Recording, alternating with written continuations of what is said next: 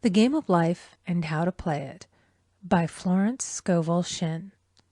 Chapter 1. The Game. Most people consider life a battle, but it is not a battle, it is a game. It is a game, however, which cannot be played successfully without the knowledge of spiritual law. And the Old and the New Testaments give the rules of the game with wonderful clearness. Jesus Christ taught that it was a great game of giving and receiving. Whatsoever a man soweth, that shall he also reap. This means that whatever man sends out in word or deed will return to him. What he gives, he will receive. If he gives hate, he will receive hate. If he gives love, he will receive love. If he gives criticism, he will receive criticism. If he lies, he will be lied to. If he cheats, he will be cheated. We are taught also that the imaging faculty plays a leading part in the game of life. Keep thy heart, or imagination, with all diligence, for out of it are the issues of life. Proverbs 4:23. This means that what man images sooner or later externalizes in his affairs. I know of a man who feared a certain disease. It was a very rare disease and difficult to get, but he pictured it continually and read about it until it manifested in his body and he died, the victim of distorted imagination. So we see, to play successfully the game of life, we must train the imaging faculty. A person with an imaging faculty trained to image only good brings into his life every righteous desire of his heart. Health, wealth, love, friends, perfect self-expression, his highest ideals. The imagination has been called the scissors of the mind, and it is ever cutting, day by day, the pictures man sees there, and sooner or later he meets his own creations in his outer world. To train the imagination successfully, man must understand the workings of his mind. The Greeks said, "Know thyself."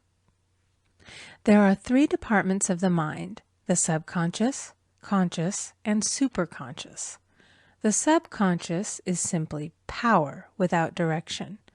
It is like steam or electricity, and it does what it is directed to. It has no power of induction. Whatever man feels deeply or images clearly is impressed upon the subconscious mind and carried out in minutest detail.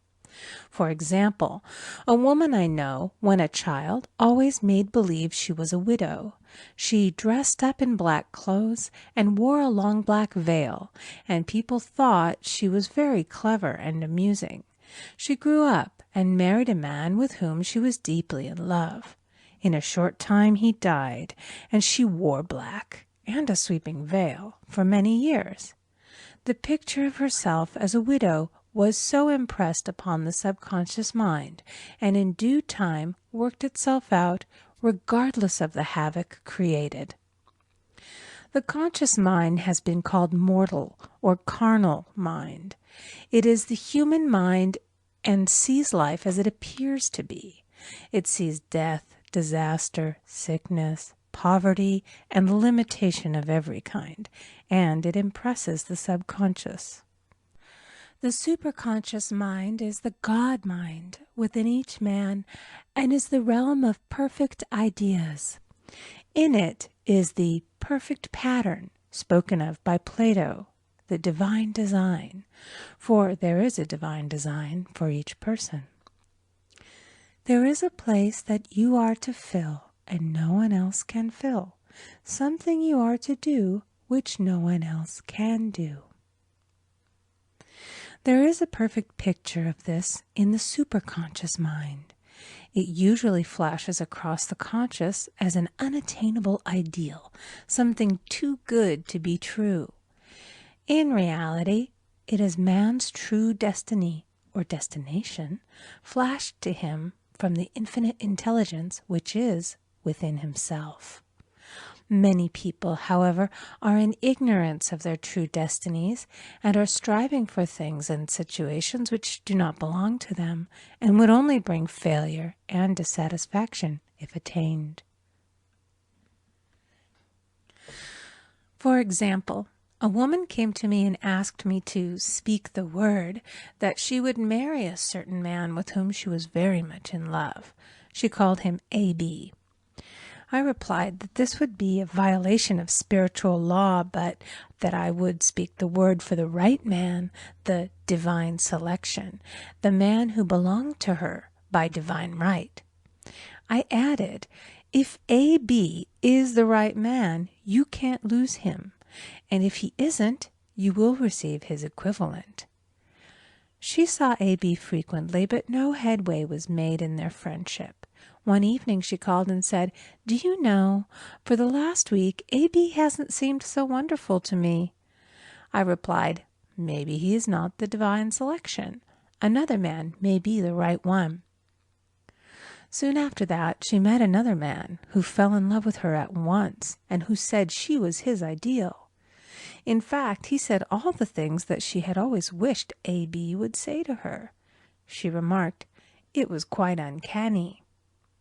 She soon returned to his love and lost all interest in A.B. This shows the law of substitution. A right idea was substituted for a wrong one. Therefore, there was no loss or sacrifice involved. Jesus Christ said, "Seek ye first the kingdom of God and his righteousness, and all these things shall be added unto you." And he said the kingdom was within man. The kingdom is the realm of right ideas, or the divine pattern. Jesus Christ taught that man's words played a leading part in the game of life. By your words ye are justified, and by your words ye are condemned. Many people have brought disaster into their lives through idle words. For example, a woman once asked me why her life was now one of poverty, of limitation. Formerly she had a home, was surrounded by beautiful things, and had plenty of money. We found she had often tired of the management of her home and had said repeatedly, "I'm sick and tired of things. I wish I lived in a trunk." And she added, "Today I am living in that trunk." She had spoken herself into a trunk. The subconscious mind has no sense of humor, and people often joke themselves into unhappy experiences.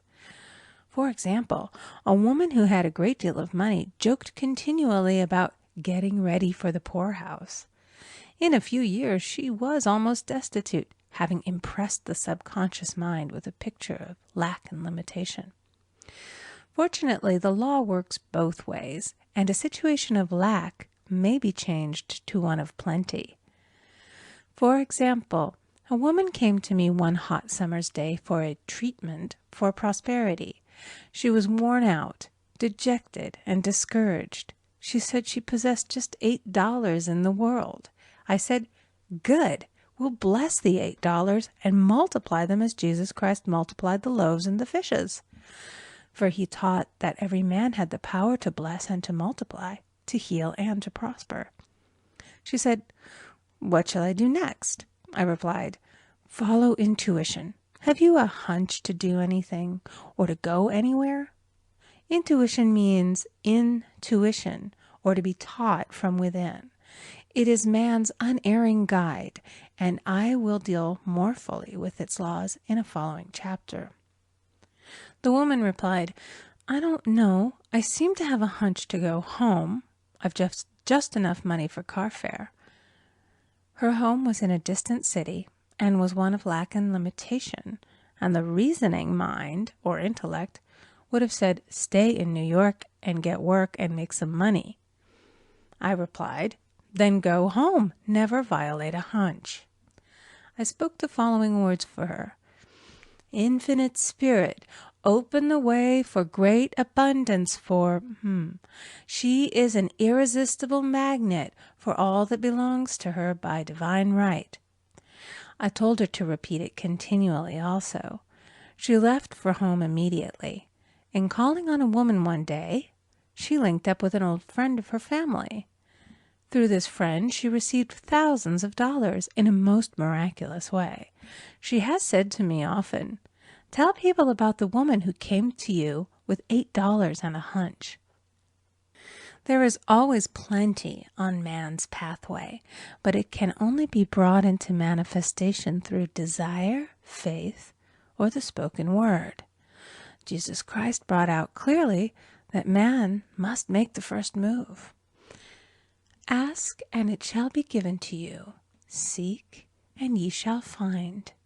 Knock, and it shall be opened unto you. Matthew 7:7. In the Scriptures we read, "Concerning the works of my hands, command ye me." Infinite intelligence, God, is ever ready to carry out man's smallest or greatest demands.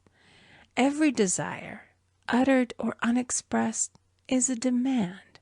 We are often startled by having a wish suddenly fulfilled. For example, one Easter, having seen many beautiful rose trees in the florist's windows, I wished I would receive one, and for an instant saw it mentally being carried in the door. Easter came, and with it a beautiful rose tree. I thanked my friend the following day and told her it was just what I had wanted. She replied, "I didn't send you a rose tree. I sent you lilies." The man had mixed the order and sent me a rose tree simply because I had started the law in action, and I had to have a rose tree. Nothing stands between man and his highest ideals and every desire of his heart but doubt and fear. When man can wish without worrying, every desire will be instantly fulfilled. I will explain more fully in a following chapter the scientific reason for this and how fear must be erased from the consciousness. It is man's only enemy. Fear of lack, fear of failure, fear of sickness, fear of loss, and a feeling of insecurity on some plane. Jesus Christ said, "Why are ye fearful, O ye of little faith?" Matthew 8:26. So we can see we must substitute faith for fear is only inverted faith. It is faith in evil instead of good. The object of the game of life is to see clearly one's good and to obliterate all mental pictures of evil. This must be done by impressing the subconscious mind with a realization of good. A very brilliant man who has attained great success told me he had suddenly erased all fear from his consciousness by reading a sign which hung in a room. He saw printed in large letters this statement: "Why worry? It will probably never happen." These words were stamped indelibly upon his subconscious mind, and he now has a firm conviction that only good could come into his life, and therefore only good can manifest. In the following chapter, I will deal with the different methods of impressing the subconscious mind. It is man's faithful servant, but one must be careful to give it the right orders. Man has ever a silent listener at his side, his subconscious mind. Every thought, every word is impressed upon it and carried out in amazing detail. It is like a singer making a record on the sensitive disc of the phonographic plate. Every note and tone of the singer's voice is registered. If he coughs or hesitates, it is registered also. So let us break all the old bad records in the subconscious mind, the records of our lives which we do not wish to keep, and make new and beautiful ones. Speak these words aloud with power and conviction. I now smash and demolish by my spoken word every untrue record in my subconscious mind. They shall return to the dust heap of their native nothingness, for they came from my own vain imaginings. I now make my perfect records through the Christ within, the records of health, wealth, love, and perfect self-expression. This is the square of life, the game completed. In the following chapters, I will show how man can change his conditions by changing his words. Any man who does not know the power of the word is behind the times. Death and life are in the power of the tongue. Proverbs 18:21. The Game of Life and How to Play It by Florence Scovel Shinn, Chapter 2, The Law of Prosperity. Yea, the Almighty shall be thy defense, and thou shalt have plenty of silver. One of the greatest messages given to the race through the Scriptures is that God is man's supply, and that man can release through his spoken word all that belongs to him by divine right. He must, however, have perfect faith in his spoken word. Isaiah said, My word shall not return unto me void, but shall accomplish that whereunto it is sent. We know now that words and thoughts are a tremendous vibratory force, ever molding man's body and affairs. A woman came to me in great distress and said she was to be sued on the 15th of the month for $3,000. She knew no way of getting the money and was in despair. I told her that God was her supply and that there is a supply for every demand. So I spoke the word. I gave thanks that the woman would receive $3,000 at the right time in the right way. I told her she must have perfect faith and act her perfect faith. The 15th came, but no money had materialized. She called me on the phone and asked what she was to do. I replied, It is Saturday, so they won't sue you today. Your part is to act rich, thereby showing perfect faith that you will receive it by Monday. She asked me to lunch with her to keep her courage.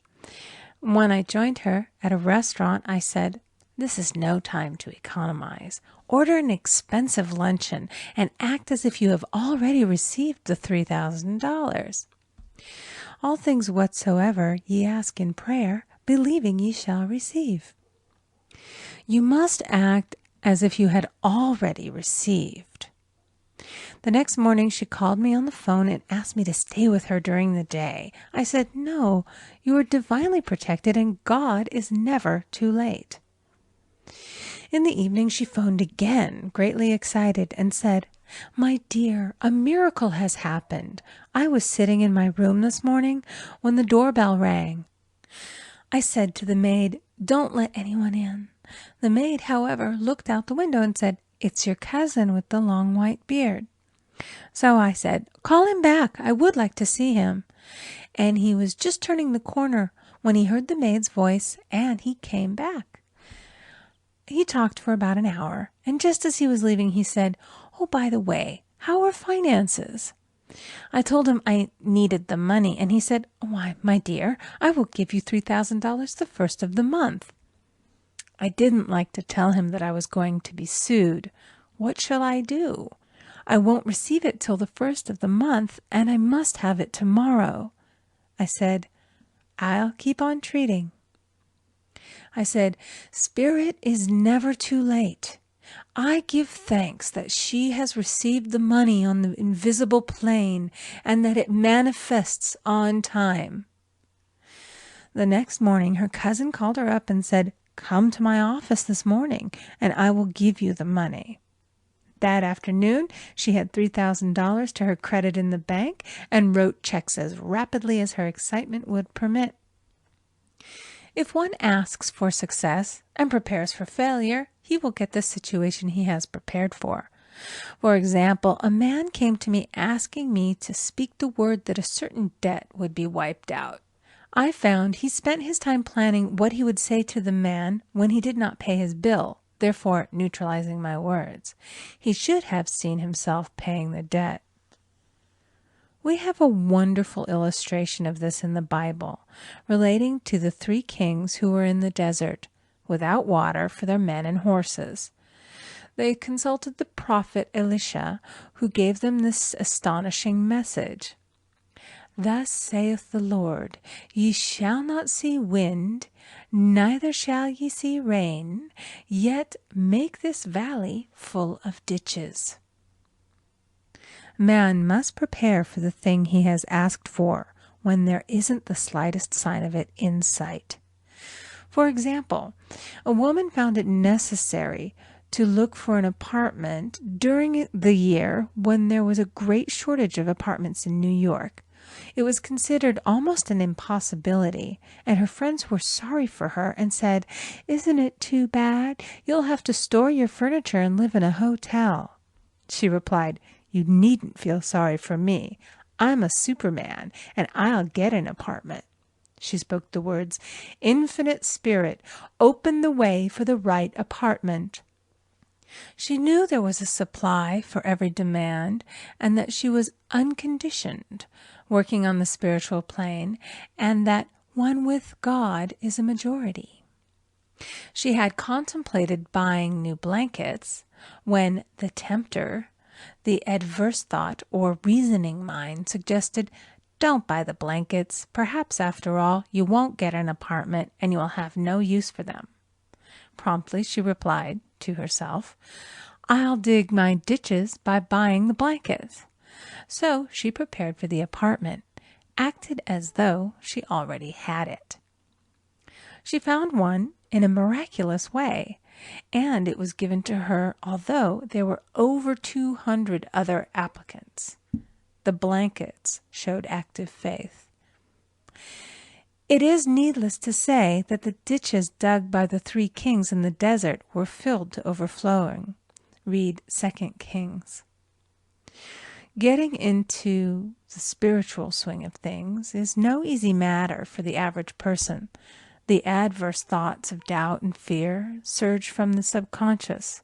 They are the army of the aliens, which must be put to flight. This explains why it is so often darkest before the dawn. A big demonstration is usually preceded by tormenting thoughts. Having made a statement of high spiritual truth, one challenges the old beliefs in the subconscious, and error is exposed to be put out. This is the time when one must make his affirmations of truth repeatedly and rejoice and give thanks that he has already received. "Before ye call, I shall answer." This means that every good and perfect gift is already man's, awaiting his recognition. Man can only receive what he sees himself receiving. The children of Israel were told that they could have all the land they could see. This is true of every man. He has only the land within his own mental vision.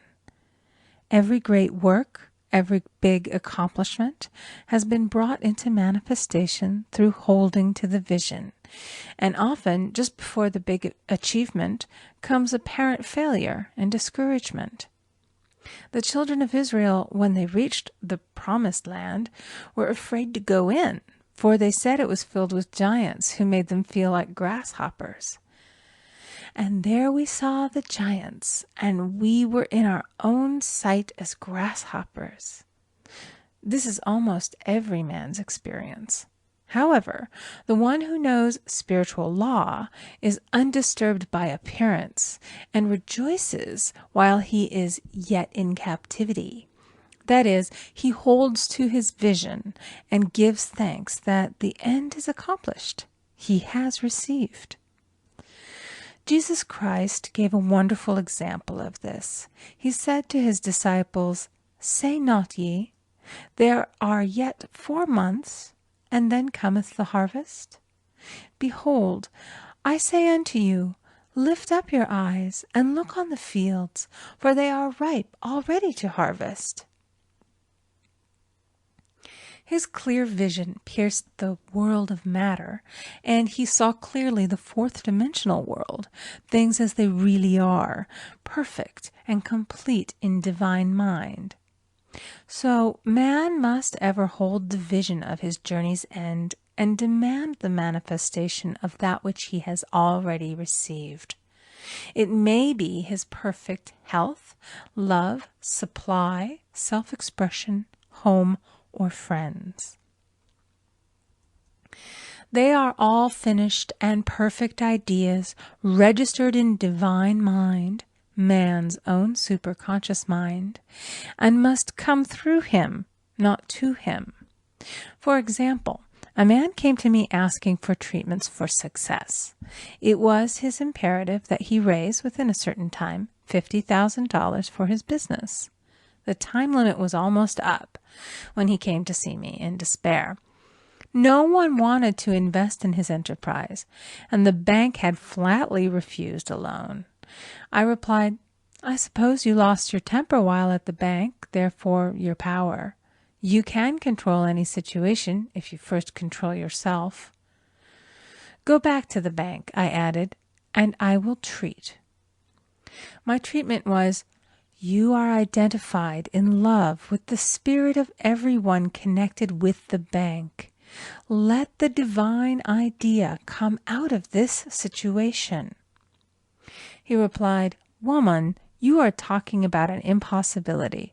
Tomorrow is Saturday. The bank closes at 12, and my train won't get me there until 10, and the time limit is up tomorrow, and anyway they won't do it. It's too late." I replied, "God doesn't need any time and is never too late. With him, all things are possible." I added, "I don't know anything about business, but I know all about God." He replied, "It all sounds fine when I sit here listening to you, but when I go out, it's terrible." He lived in a distant city, and I did not hear from him for a week. Then came a letter. It read, "You were right. I raised the money, and I will never again doubt the truth of all that you have told me." I saw him a few weeks later, and I said, "What happened? You evidently had plenty of time after all." He replied, "My train was late, and I got there just 15 minutes to 12. I walked into the bank quietly, and I said, 'I have come for the loan,' and they gave it to me without a question." It was the last 15 minutes of the time allotted to him, and Infinite Spirit was not too late. In this instance, the man could never have demonstrated alone. He needed someone to help him hold the vision. This is what one man can do for another. Jesus Christ knew the truth of this when he said, "If two of you shall agree on earth as touching anything that they shall ask, it shall be done for them of my Father which is in heaven." One gets too close to his own affairs and becomes doubtful and fearful. The friend or healer sees clearly the success, health, or prosperity and never wavers because he is not close to the situation. It is much easier to demonstrate for someone else than for oneself, so a person should not hesitate to ask for help if he feels himself wavering. A keen observer of life once said, "No man can fail if some one person sees him successful." Such is the power of the vision, and many a great man has owed his success to a wife or a sister or a friend who believed in him and held without wavering to the perfect pattern. The Game of Life and How to Play It by Florence Scovel Shinn, Chapter 3, The Power of the Word. By thy words thou shalt be justified, and by thy words thou shalt be condemned. A person knowing the power of the word becomes very careful of his conversation. He has only to watch the reaction of his words to know that they do not return void. Through his spoken word, man is continually making laws for himself. I knew a man who said, "I always miss a car. It invariably pulls out just as I arrive." His daughter said, "I always catch a car. It's sure to come just as I get there." This occurred for years. Each had made a separate law for himself, one of failure, one of success. This is the psychology of superstitions. The horseshoe or rabbit's foot contains no power, but man's spoken word and belief that it will bring him good luck creates expectancy in the subconscious mind and attracts a lucky situation. I find, however, this will not work when a man has advanced spiritually and knows a higher law. One cannot turn back, and one must put away graven images. For example, 2 men in my class had had great success in business for several months, when suddenly everything went to smash.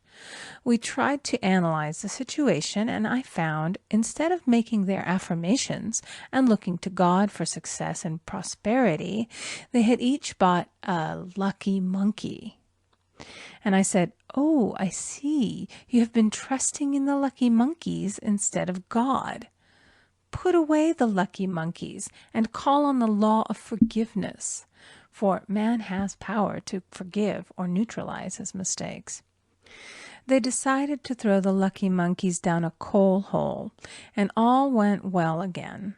This does not mean, however, that one should throw away every lucky ornament or horseshoe about the house, but he must recognize that the power back of it is the one and only power, God, and that the object simply gives him a feeling of expectancy. I was with a friend one day who was in deep despair. In crossing the street, she picked up a horseshoe. Immediately, she was filled with joy and hope. She said God had sent her the horseshoe in order to keep up her courage. It was indeed, at that moment, about the only thing that could have registered in her consciousness. Her hope became faith, and she ultimately made a wonderful demonstration. I wish to make the point clear that the men previously mentioned that they were depending on the monkeys alone, while this woman recognized the power back of the horseshoe. I know in my own case it took a long while to get out of a belief that a certain thing brought disappointment. If the thing happened, disappointment invariably followed. I found the only way I could make a change in the subconscious was by asserting, there are not 2 powers, there is only one power, God. Therefore, there are no disappointments, and this means a happy surprise. I noticed a change at once, and happy surprises commenced coming my way. I have a friend who said nothing could induce her to walk under a ladder. I said, "If you are afraid, you are giving into a belief in 2 powers, good and evil, instead of one. As God is absolute, there can be no opposing power unless man makes the false of evil for himself. To show you believe in only one power, God, and that there is no power or reality in evil, walk under the next ladder you see." Soon after, she went to her bank. She wished to open her box in the safety deposit vault, and there stood a ladder on her pathway. It was impossible to reach the box without passing under the ladder. She quailed with fear and turned back. She could not face the lion on her pathway. However, when she reached the street, my words rang in her ears, and she decided to turn and walk under it. It was a big moment in her life, for ladders had held her in bondage for years. She retraced her steps to the vault, and the ladder was no longer there. This so often happens. If one is willing to do a thing that he is afraid to do, he does not have to. It is the law of non-resistance, which is so little understood. Someone has said that courage contains genius and magic.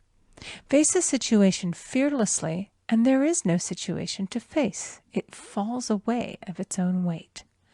The explanation is that fear attracted the ladder on the woman's pathway, and fearlessness removed it. Thus, the invisible forces are ever working for the man who is always pulling the strings himself, though he does not know it. Owing to the vibratory power of words, Whatever man voices, he begins to attract. People who continually speak of disease invariably attract it.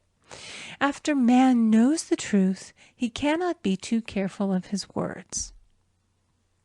For example, I have a friend who often says on the phone, "Do come to see me and have a fine old-fashioned chat."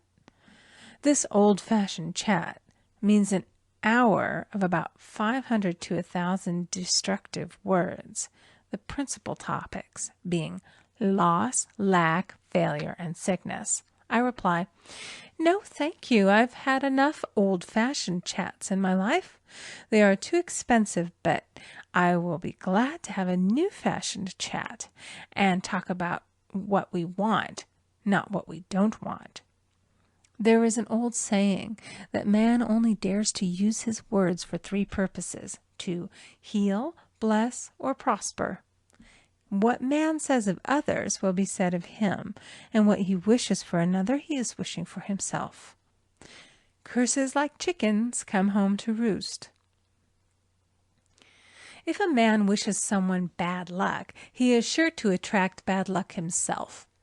If he wishes to aid someone to success, he is wishing and aiding himself to success. The body may be renewed and transformed through the spoken word and clear vision, and disease be completely wiped out of the consciousness. The metaphysician knows that all disease has a mental correspondence, and in order to heal the body, one must first heal the soul. The soul is the subconscious mind, and it must be saved from wrong thinking. In the 23rd Psalm we read, "He restoreth my soul." This means that the subconscious mind or soul must be restored with the right ideas, and the mystical marriage is the marriage of the soul and the spirit, or the subconscious and superconscious mind. They must be one. When the subconscious is flooded with the perfect ideas of the superconscious, God and man are one. I and the Father are one. That is, he is one with the realm of perfect ideas. He is the man made in God's likeness and image, imagination, and is given power and dominion over all created things, his mind, body, and affairs. It is safe to say that all sickness and unhappiness come from the violation of the law of love. A new commandment I give unto you, love one another. And in the game of life, love or goodwill takes every trick. For example, a woman I know had for years an appearance of a terrible skin disease. The doctors told her it was incurable and she was in despair. She was on the stage, and she feared she would soon have to give up her profession, and she had no other means of support. She, however, procured a good engagement, and on the opening night made a great hit. She received flattering notices from the critics, and was joyful and elated. The next day she received a notice of dismissal. A man in the cast had been jealous of her success and had caused her to be sent away. She felt hatred and resentment taking complete possession of her, and she cried out, "Oh God, don't let me hate that man." That night she worked for hours in the silence. She said, "I soon came into a very deep silence. I seemed to be at peace with myself, with the man, and with the whole world. I continued this for 2 following nights, and on the 3rd day I found I was healed completely of the skin disease." In asking for love or goodwill, she had fulfilled the law, for love is the fulfilling of the law, and the disease, which came from the subconscious resentment, was wiped out. Continual criticism produces rheumatism, as critical, inharmonious thoughts cause unnatural deposits in the blood which settle in the joints. False growths are caused by jealousy, hatred, unforgiveness, fear, etc. Every disease is caused by a mind not at ease. I said once in my class, "There is no use asking anyone, What's the matter with you? We might as well just say, who's the matter with you? Unforgiveness is the most prolific cause of disease. It will harden arteries or liver and affect the eyesight. In its train are endless ills. I called on a woman one day who said she was ill from having eaten a poisoned oyster. I replied, "Oh no, the oyster was harmless. You poisoned the oyster. What's the matter with you?" She answered, "Oh, about 19 people." She had quarreled with 19 people and had become so inharmonious that she attracted the wrong oyster. Any inharmony on the external indicates there is mental inharmony. As the within, so the without. Man's only enemies are within himself, and a man's foes shall be they of his own household. Personality is one of the last enemies to be overcome, as this planet is taking its initiation in love. It was Christ's message, peace on earth, goodwill toward man. The enlightened man, therefore, endeavors to perfect himself upon his neighbor. His work is within himself, to send out goodwill and blessings to every man, and the marvelous thing is that if one blesses a man, he has no power to harm him. For example, a man came to me asking him to treat for success in business.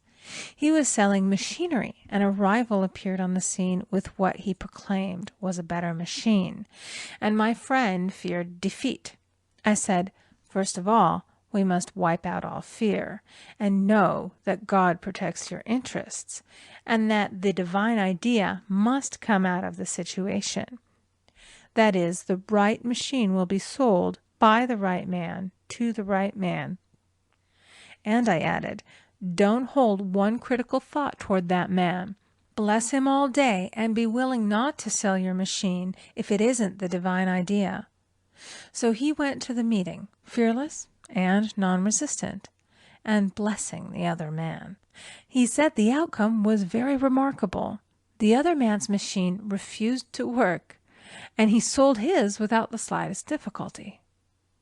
But I say unto you, love your enemies, bless them that curse you, do good to them that hate you, and pray for them which spitefully use you and persecute you. Goodwill produces a great aura of protection about the one who sends it, and no weapon that is formed against him shall prosper.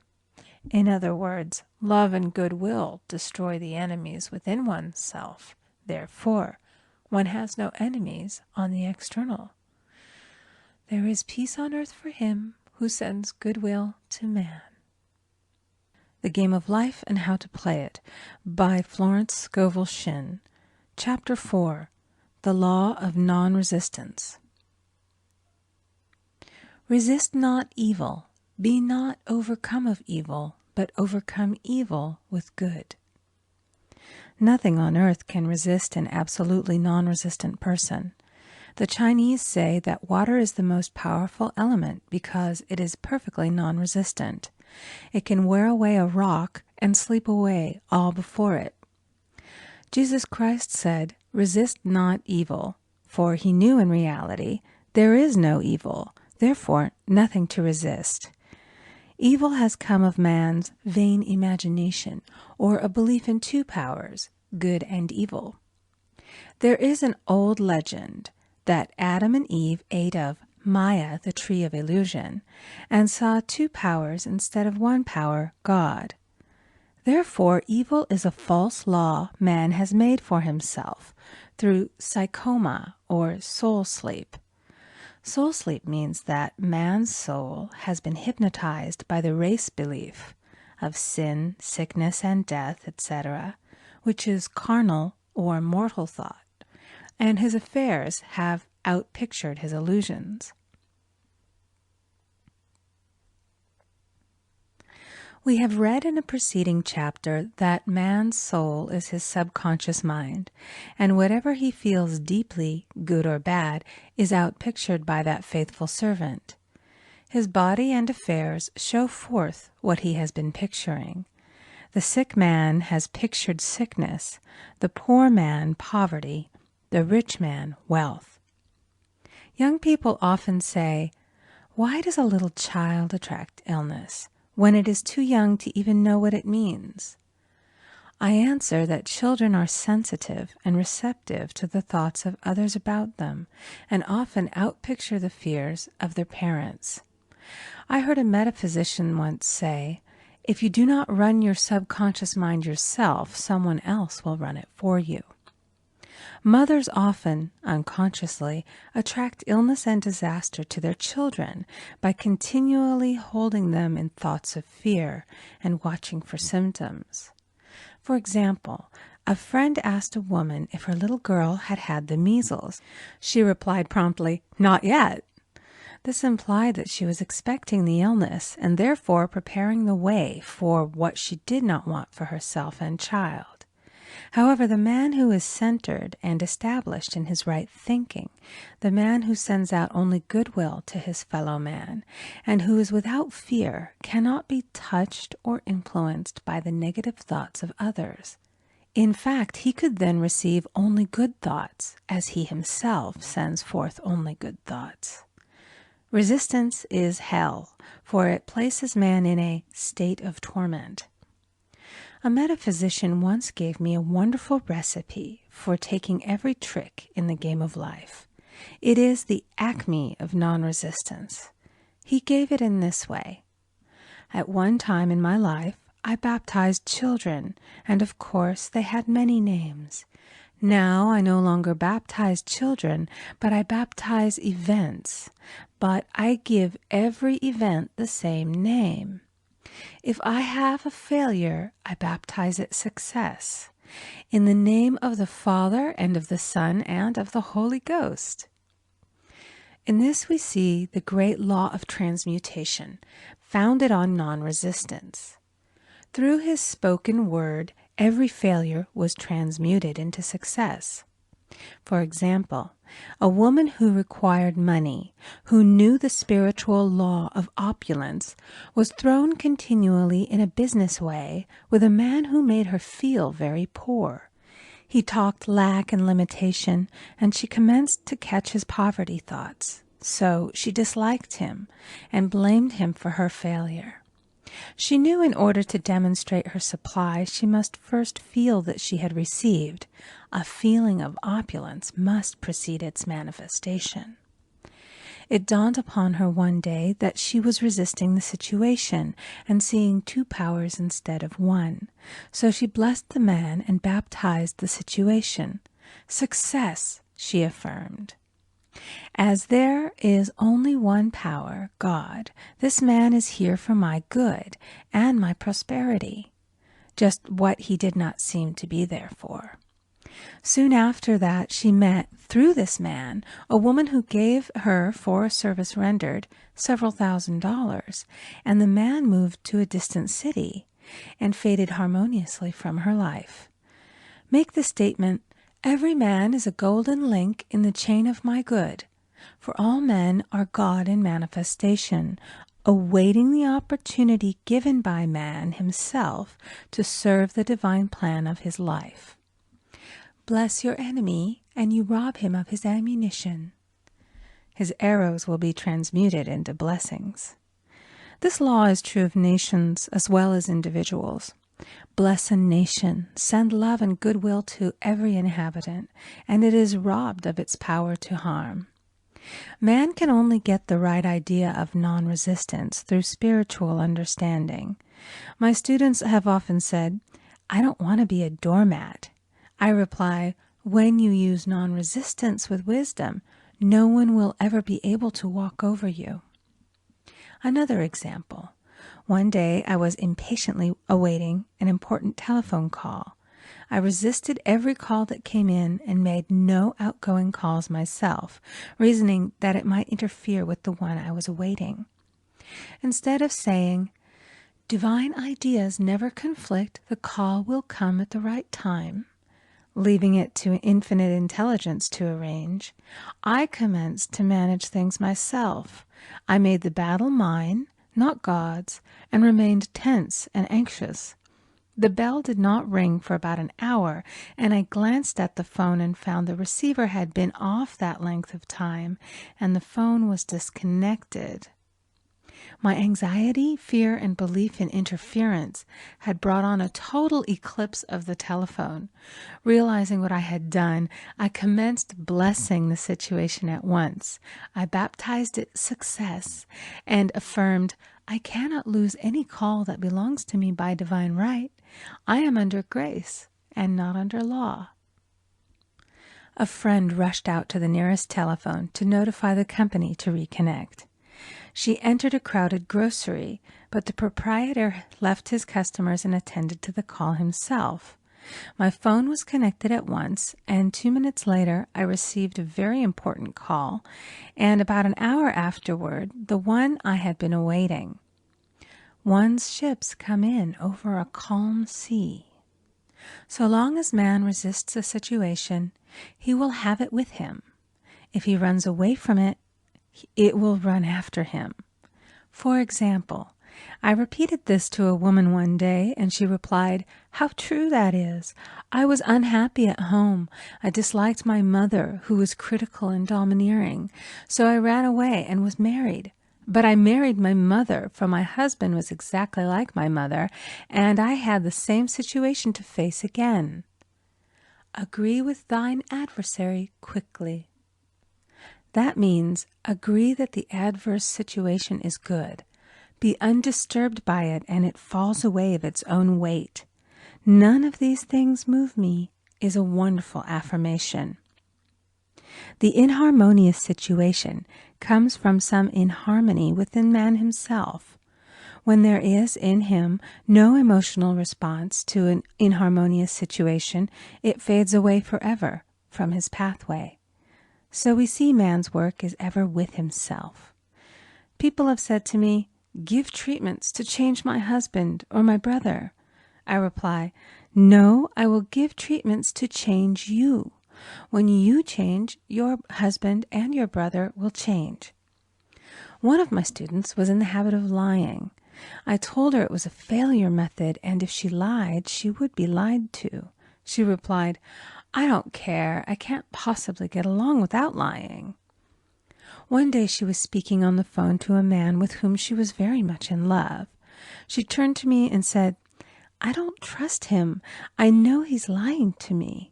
I replied, "Well, you lie yourself, so someone has to lie to you, and you will be sure it will be just the person you want the truth of." Sometime after that I saw her, and she said, "I'm cured of lying." I questioned, "What cured you?" She replied, "I've been living with a woman who lied worse than I did."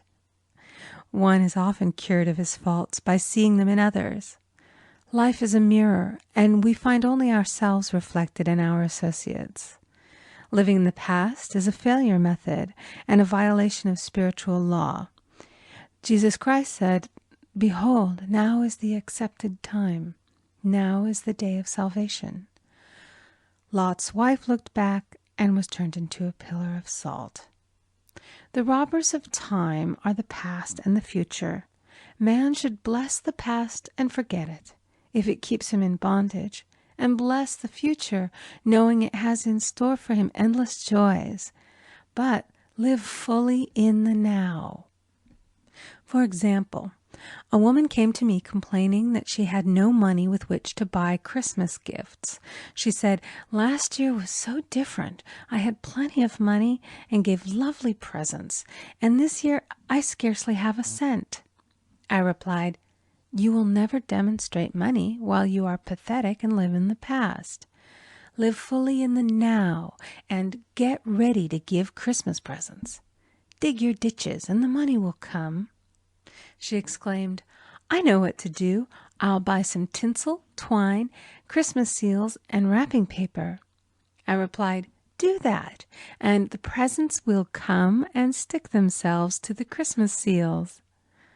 This, too, was showing financial fearlessness and faith in God, as the reasoning mind said, "Keep every cent you have, as you are not sure you will get any more." She bought her seals, paper, and twine, and a few days before Christmas received a gift of several $100s. Buying the seals and twine had impressed the subconscious with expectancy and opened the way for the manifestation of the money. She purchased all the presents in plenty of time. Man must live suspended in the moment. Look well, therefore, to this day. Such is the salutation of the dawn.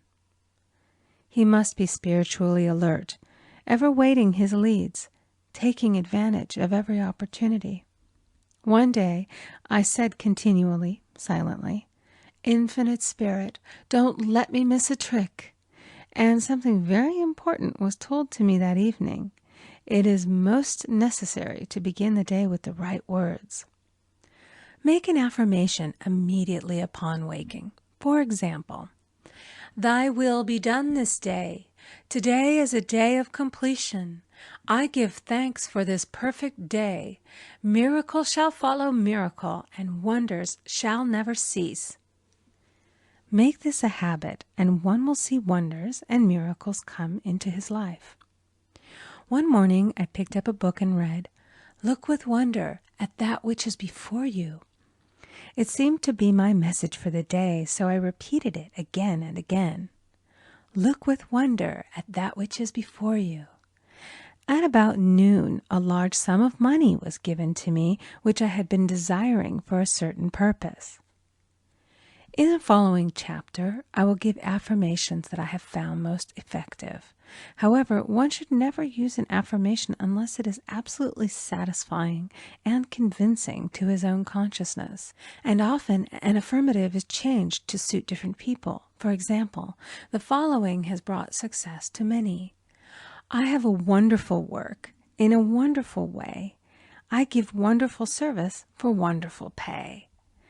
I gave the first 2 lines to one of my students, and she added the last 2. It made a most powerful statement, as there should always be perfect payment for perfect service, and a rhyme sinks easily into the subconscious. She went about singing it aloud, and soon did receive wonderful work in a wonderful way, and gave wonderful service for wonderful pay. Another student, a businessman, took it and changed the word to business. He repeated, "I have a wonderful business in a wonderful way, and I give wonderful service for wonderful pay." That afternoon he made a $41,000 deal, though there had been no activity in his affairs for months. Every affirmation must be carefully worded and completely cover the ground. For example, I knew a woman who was in great need and made a demand for work. She received a great deal of work, but was never paid anything. She now knows to add wonderful service for wonderful pay. It is man's divine right to have plenty, more than enough. His barns should be full, and his cup should flow over. This is God's idea for man, and when man breaks down the barriers of lack in his own consciousness, the golden age will be his, and every righteous desire of his heart fulfilled. The Game of Life and How to Play It by Florence Scovel Shinn. Chapter 5, The Law of Karma and the Law of Forgiveness. Man receives only that which he gives. The game of life is a game of boomerangs. Man's thoughts, deeds, and words return to him sooner or later with astounding accuracy. This is the law of karma, which is Sanskrit for comeback.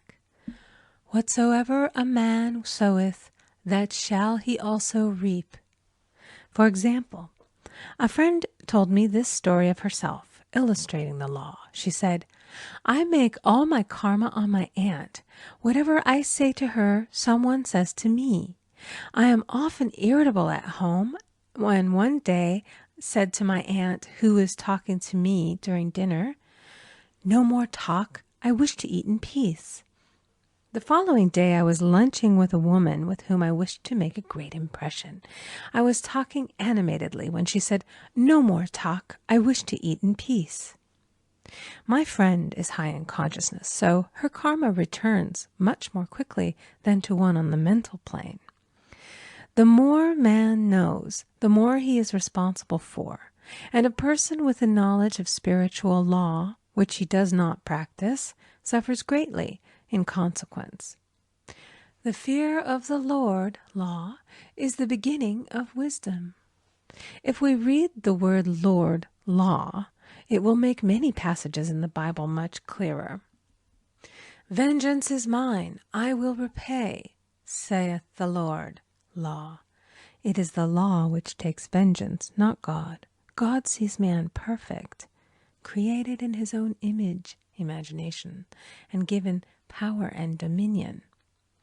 This is the perfect idea of man, registered in divine mind, awaiting man's recognition. For man can only be what he sees himself to be, and only attain what he sees himself attaining. "Nothing ever happens without an onlooker," is an ancient saying. Man first sees his failure or success, his joy or sorrow, before it swings into visibility from the scenes set in his own imagination. We have observed this in the mother picturing disease for her child, or a woman seeing success for her husband. Jesus Christ said, "And ye shall know the truth, and the truth shall make you free." So we see freedom from all unhappy conditions comes through knowledge, a knowledge of spiritual law. Obedience precedes authority, and the law obeys man when he obeys the law. The law of electricity must be obeyed before it becomes man's servant. When handled ignorantly, it becomes man's deadly foe. So with the laws of mind. For example, a woman with a strong personal will wished she owned a house which belonged to an acquaintance, and she often made mental pictures of herself living in the house. In the course of time, the man died, and she moved into the house. Several years afterwards, coming into the knowledge of spiritual law, she said to me, "Do you think I had anything to do with that man's death?" I replied, "Yes, your desire was so strong, everything made way for it. But you paid your karmic debt. Your husband, whom you loved devotedly, died soon after, and the house was a white elephant on your hands for many years." The original owner, however, could not have been affected by her thoughts had he been positive in the truth, nor her husband, but they were both under karmic law. The woman should have said, feeling the great desire for the house, "Infinite intelligence, give me the right house, equally as charming as this, the house which is mine by divine right." The divine selection would have given perfect satisfaction and brought good to all. The divine pattern is the only safe pattern to work by. Desire is a tremendous force and must be directed in the right channels, or chaos ensues. In demonstrating, the most important step is the first step, to ask aright. Man should always demand only that which is his by divine right. To go back to the illustration, had the woman taken this attitude, "If this house I desire is mine, I cannot lose it. If it is not, give me its equivalent," the man might have decided to move out harmoniously had it been the divine selection for her, or another house would have been substituted. Anything forced into manifestation through personal will is always ill-got and has ever bad success. Man is admonished, "My will be done, not thine." And the curious thing is, man always gets just what he desires when he does relinquish all personal will, thereby enabling infinite intelligence to work through him. "Stand ye still and see the salvation of the Lord," law. For example, a woman came to me in great distress. Her daughter had determined to take a very hazardous trip, and the mother was filled with fear. She said she had used every argument, had pointed out the dangers to be encountered, had forbidden her to go, but the daughter became more and more rebellious and determined. I said to the mother, "You are forcing your personal will upon your daughter, which you have no right to do, and your fear of the trip is only attracting it, for man attracts what he fears." I added, "Let go and take your mental hands off. Put it in God's hands and use this statement: I put this situation in the hands of infinite love and wisdom. If this trip is the divine plan, I bless it and no longer resist. But if it is not divinely planned, I give thanks that it is now dissolved and dissipated."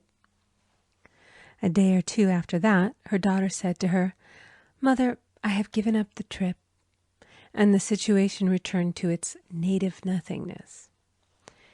It is learning to stand still which seems so difficult for man. I will deal more fully with this law in the chapter on non-resistance. I will give another example of sowing and reaping, which came in the most curious way. A woman came to me saying she had received a counterfeit $20 bill given to her at the bank. She was much disturbed, for, she said, "The people at the bank will never acknowledge their mistake."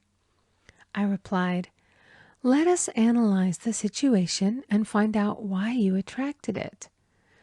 She thought a few moments and exclaimed, "I know it. I sent a friend a lot of stage money just for a joke." So the law had sent her some stage money, for it doesn't know anything about jokes.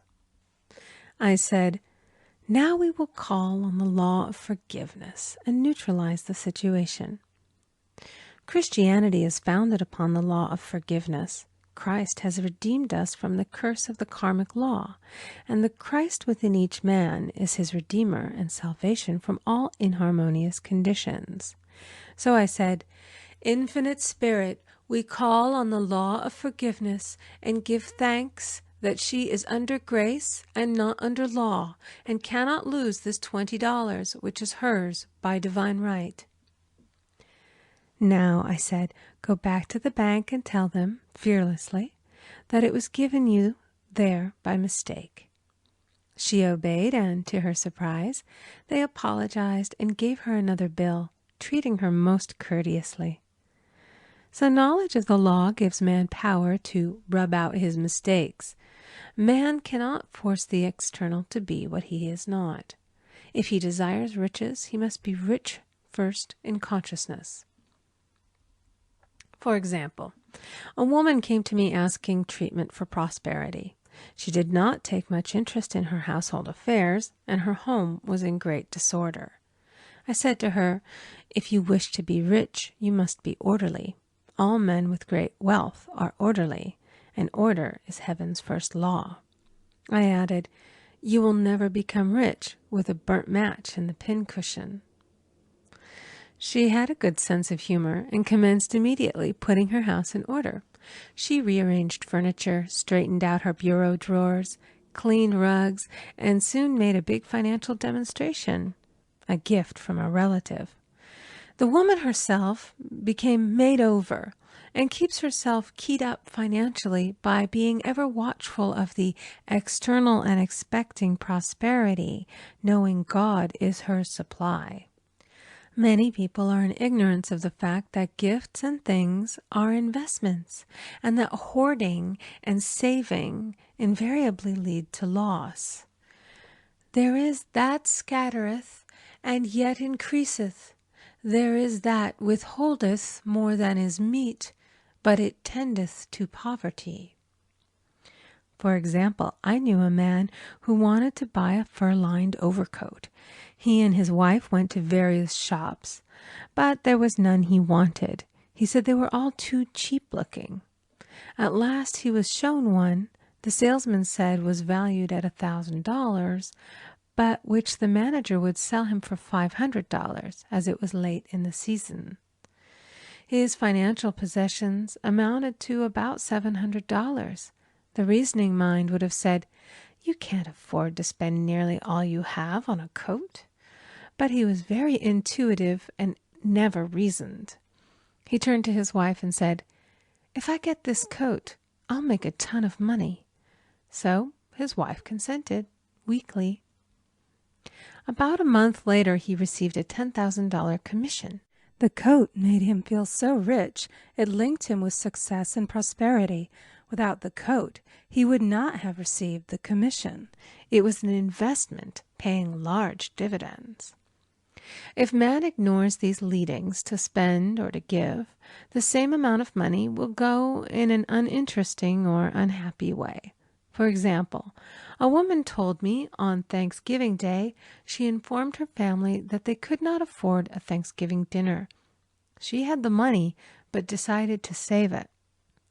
A few days later, someone entered her room and took from the bureau drawer the exact amount the dinner would have cost. The law always stands back of the man who spends fearlessly with wisdom. For example, one of my students was shopping with her little nephew. The child clamored for a toy, which she told him she could not afford to buy. She realized suddenly that she was seeking lack and not recognizing God as her supply.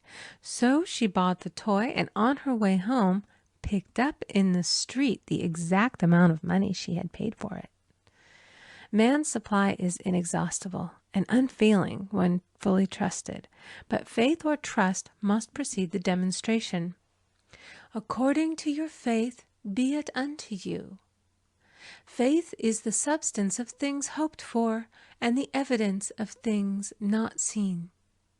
For faith holds the vision steady, and the adverse pictures are dissolved and dissipated, and in due season we shall reap, if we faint not. Jesus Christ brought the good news, the gospel, that there was a higher law than the law of karma, and that law transcends the law of karma. It is the law of grace or forgiveness. It is the law which frees man from the law of cause and effect, the law of consequence. Under grace, not under law. We are told that on this plane, man reaps where he has not sown. The gifts of God are simply poured out upon him. All that the kingdom affords is his. This continued state of bliss awaits the man who has overcome the race or world thought. In the world thought there is tribulation, but as Jesus Christ said, "Be of good cheer, I have overcome the world." The world thought is that of sin, sickness, and death. He saw their absolute unreality and said, "Sickness and sorrow shall pass away, and death itself, the last enemy, be overcome." We now know, from a scientific standpoint, that death could be overcome by stamping the subconscious mind with the conviction of eternal youth and eternal life. The subconscious, being simply power without direction, carries out orders without questioning. Working under the direction of the superconscious, the Christ or God within man, the resurrection of the body would be accomplished. Man would no longer throw off his body in death. It would be transformed into the body electric, sung by Walt Whitman, for Christianity is founded upon the forgiveness of sins and an empty tomb. The Game of Life and How to Play It, by Florence Scovel Shinn. Chapter 6, Casting the Burden, Impressing the Subconscious. When man knows his own powers and the workings of his mind, his great desire is to find an easy and quick way to impress the subconscious with good, for simply an intellectual knowledge of the truth will not bring results. In my own case, I found the easiest way is in casting the burden. A metaphysician once explained it in this manner. He said, "The only thing which gives anything weight in nature is the law of gravitation, and if a boulder could be taken high above the planet, there would be no weight in that boulder." And that is what Jesus Christ meant when he said, "My yoke is easy and my burden is light." He had overcome the world vibration and functioned in the fourth dimensional realm, where there is only perfection, completion, life, and joy. He said, "Come to me, all ye that labor and are heavy laden, and I will give you rest. Take my yoke upon you, for my yoke is easy and my burden is light." We are also told in the 55th Psalm to cast thy burden upon the Lord. Many passages in the Bible state that the battle is God's, not man's, and that man is always to stand still and see the salvation of the Lord. This indicates that the superconscious mind, or Christ within, is the department which fights man's battle and relieves him of his burdens. We see, therefore, that man violates law if he carries a burden, and a burden is an adverse thought or condition, and this thought or condition has its root in the subconscious. It seems almost impossible to make any headway directing the subconscious from the conscious or reasoning mind, as the reasoning mind, the intellect, is limited in its conceptions and filled with doubts and fears. How scientific is it, then, to cast the burden upon the superconscious mind, or Christ within, where it is made light or dissolved into its native nothingness? For example, a woman in urgent need of money may light upon the Christ within, the superconscious, with the statement, "I cast this burden of lack on the Christ within, and I go free to have plenty." The belief in lack was her burden, and as she cast it upon the superconscious with its belief of plenty, an avalanche of supply was the result. We read, "The Christ in you, the hope of glory." Another example. One of my students had been given a new piano, and there was no room in her studio for it until she had moved out the old one. She was in a state of perplexity. She wanted to keep the old piano, but knew of no place to send it. She became desperate, as the new piano was to be sent immediately. In fact, was on its way, with no place to put it. She said it came to her to repeat, "I cast this burden on the Christ within, and I go free." A few minutes later, her phone rang, and a woman friend asked if she might rent her old piano, and it was moved out a few minutes before the new one arrived. I knew a woman whose burden was resentment. She said, "I cast this burden of resentment on the Christ within, and I go free to be loving, harmonious, and happy." The almighty superconscious flooded the subconscious with love, and her whole life was changed. For years, resentment had held her in a state of torment and imprisoned her soul, the subconscious mind. The statement should be made over and over and over, sometimes for hours at a time, silently or audibly, with quietness but determination. I have often compared it to winding up a Victrola. We must wind ourselves up with spoken words. I have noticed in casting the burden, after a little while, one seems to see clearly. It is impossible to have clear vision while in the throes of carnal mind. Doubts and fear poison the mind and body, and imagination runs riot, attracting disaster and disease. In steadily repeating the affirmation, "I cast this burden on the Christ within and go free," the vision clears, and with it a feeling of relief, and sooner or later comes the manifestation of good, be it health, happiness, or supply. One of my students once asked me to explain the darkness before the dawn. I referred in a preceding chapter to the fact that often, before the big demonstration, everything seems to go wrong, and deep depression clouds the consciousness. It means that out of the subconscious are rising the doubts and fears of the ages. These old derelicts of the subconscious rise to the surface to be put out.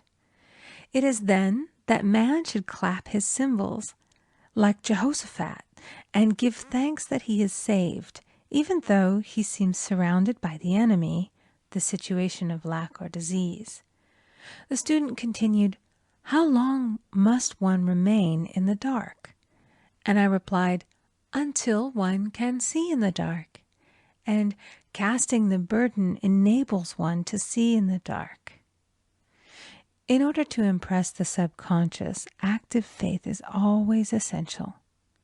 Faith without works is dead. In these chapters, I have endeavored to bring out this point. Jesus Christ showed active faith when he commanded the multitude to sit down on the ground before he gave thanks for the loaves and the fishes.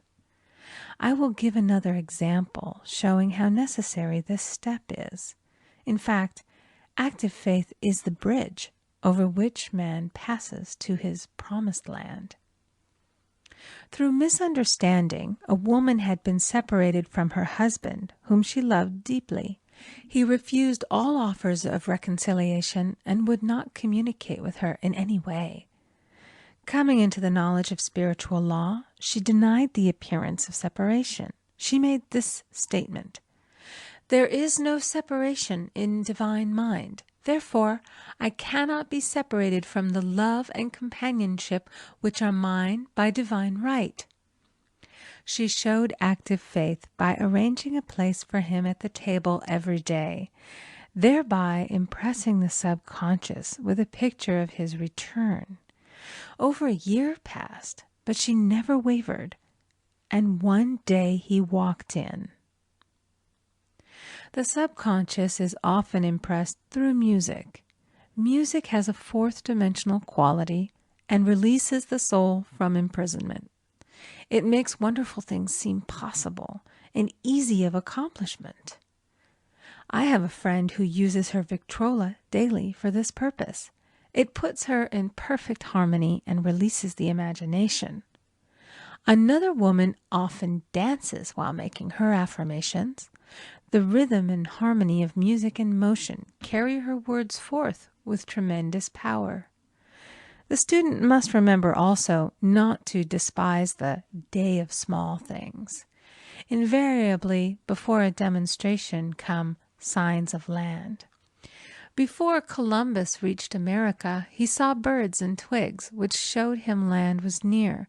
So it is with a demonstration, but often the student mistakes it for the demonstration itself and is disappointed.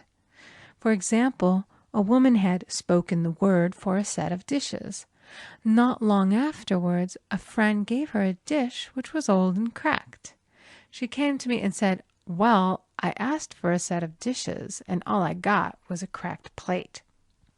I replied, "The plate was only signs of land. It shows your dishes are coming. Look upon it as birds and seaweed." And not long afterwards, the dishes came. Continually making believe impresses the subconscious. If one makes believe he is rich and makes believe he is successful, in due time he will reap.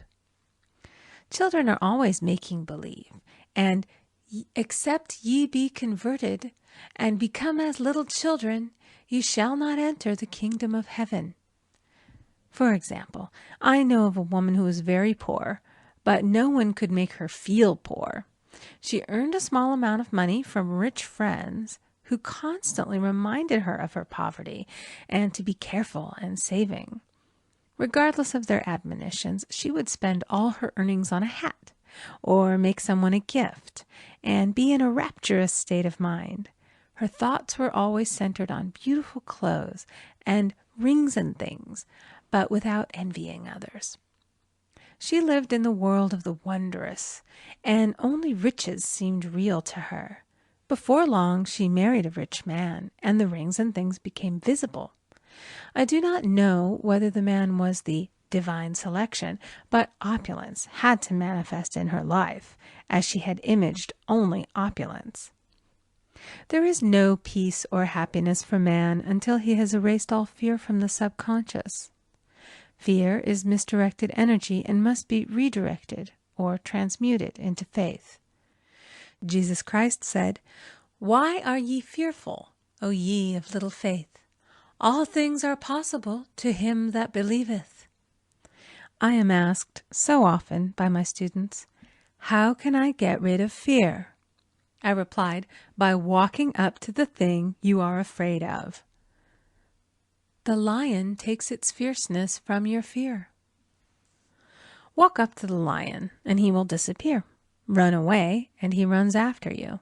I have shown in previous chapters how the lion of lack disappeared when the individual spent money fearlessly, showing faith that God was his supply and therefore unfailing. Many of my students have come out of the bondage of poverty and are now bountifully supplied through losing all fear of letting money go out. The subconscious is impressed with the truth that God is the giver and the gift. Therefore, as one is one with the giver, he is one with the gift. A splendid statement is, I now thank God the giver for God the gift. Man has so long separated himself from his good and his supply through thoughts of separation and lack that sometimes it takes dynamite to dislodge these false ideas from the subconscious, and the dynamite is a big situation. We see in the foregoing illustration how the individual was freed from his bondage by showing fearlessness. Man should watch himself hourly to detect if his motive for action is fear or faith. Choose ye this day whom we shall serve, fear or faith. Perhaps one's fear is of personality. Then do not avoid the people feared. Be willing to meet them cheerfully, and they will either prove golden links in the chain of one's good or disappear harmoniously from one's pathway. Perhaps one's fear is of disease or germs.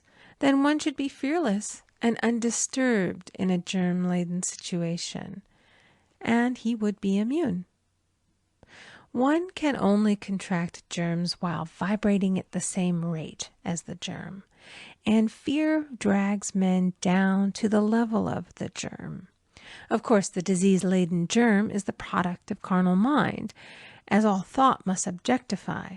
Germs do not exist in the superconscious or divine mind, therefore are the products of man's vain imagination. In the twinkling of an eye, man's release will come when he realizes there is no power in evil. The material world will fade away, and the fourth dimensional world, the world of the wondrous, will swing into manifestation. And I saw a new heaven and a new earth, and there shall be no more death, neither sorrow nor crying, neither shall there be any more pain, for the former things are passed away. The Game of Life and How to Play It by Florence Scovel Shinn, Chapter 7, Love. Every man on this planet is taking his initiation in love. A new commandment I give unto you, that ye love one another. Ouspensky states in Tertium Organum that love is a cosmic phenomenon and opens to man the fourth dimensional world, the world of the wondrous. Real love is selfish and free from fear. It pours itself out upon the object of its affection without demanding any return. Its joy is in the joy of giving. Love is God in manifestation and the strongest magnetic force in the universe.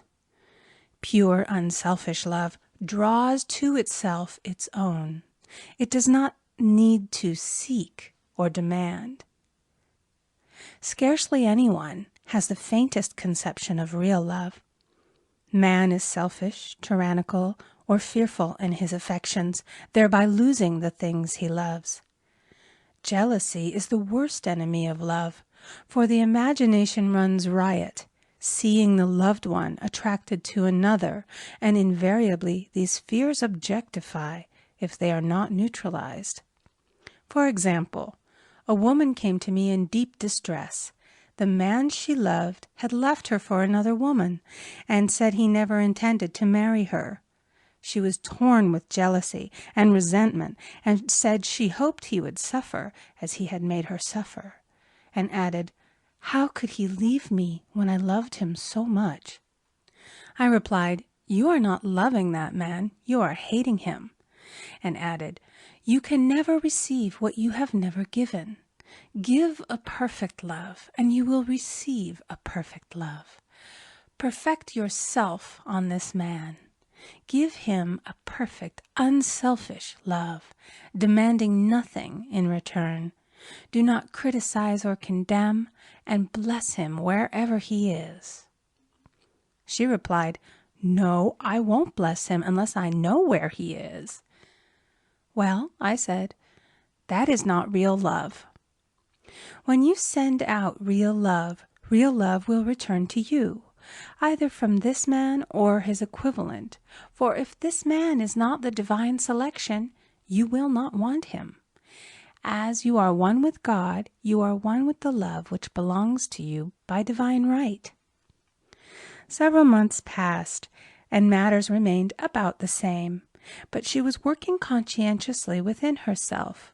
I said, "When you are no longer disturbed by his cruelty, he will cease to be cruel, as you are attracting it through your own emotions." Then I told her of a brotherhood in India who never said good morning to each other. They used these words, "I salute the divinity in you."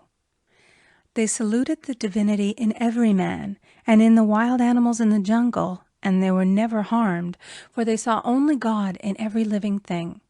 I said, "Salute the divinity in this man and say, 'I see your divine self only. I see you as God sees you, perfect, made in his image and likeness.'" She found she was becoming more poised and gradually losing her resentment. He was a captain, and she always called him the Cap. One day she said suddenly, "God bless the Cap, wherever he is." I replied, "Now that is real love, and when you have become a complete circle and are no longer disturbed by the situation, you will have his love or attract its equivalent." I was moving at this time and did not have a telephone, so was out of touch with her for a few weeks, when one morning I received a letter saying, "We are married." At the earliest opportunity, I paid her a call. My first words were, "What happened?"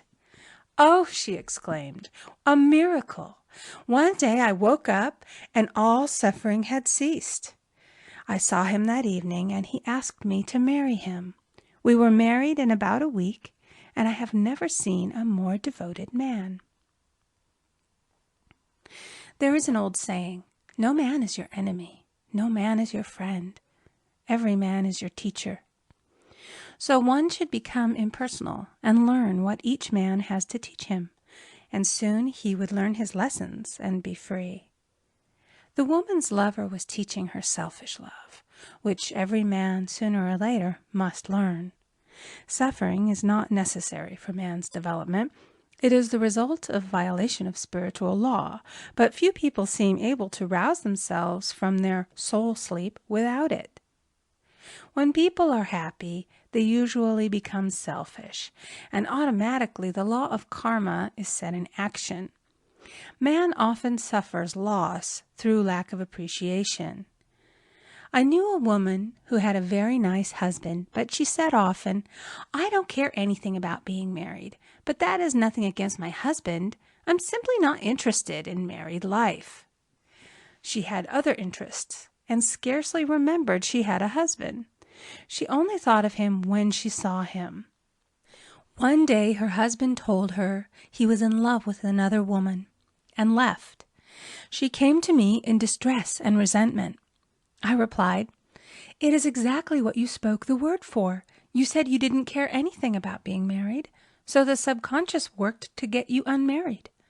She said, "Oh yes, I see. People get what they want and then feel very much hurt." She soon became in perfect harmony with the situation and knew they were both much happier apart. When a woman becomes indifferent or critical and ceases to be an inspiration to her husband, he misses the stimulus of their early relationship and is restless and unhappy.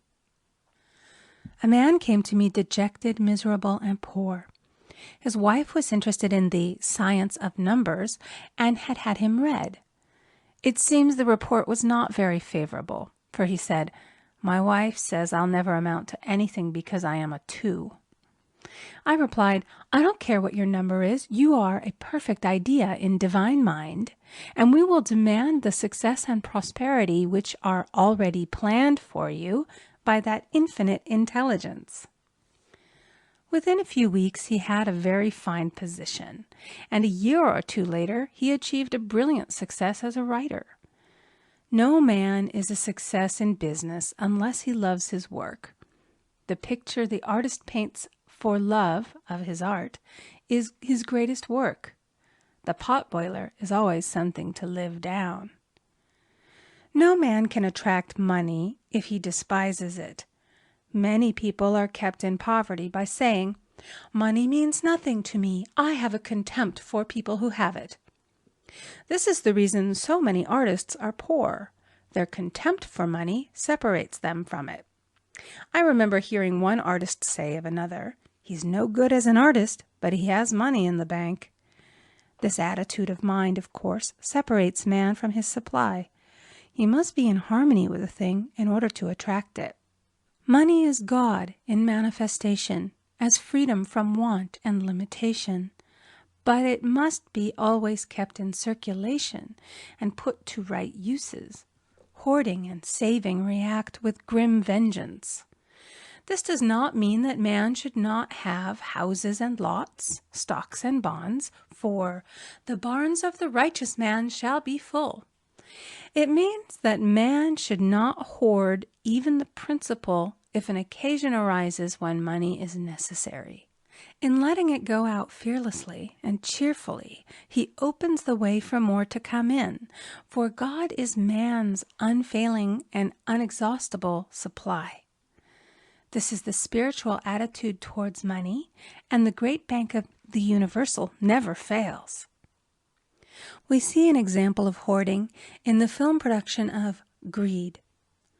The woman won $5,000 in a lottery, but would not spend it.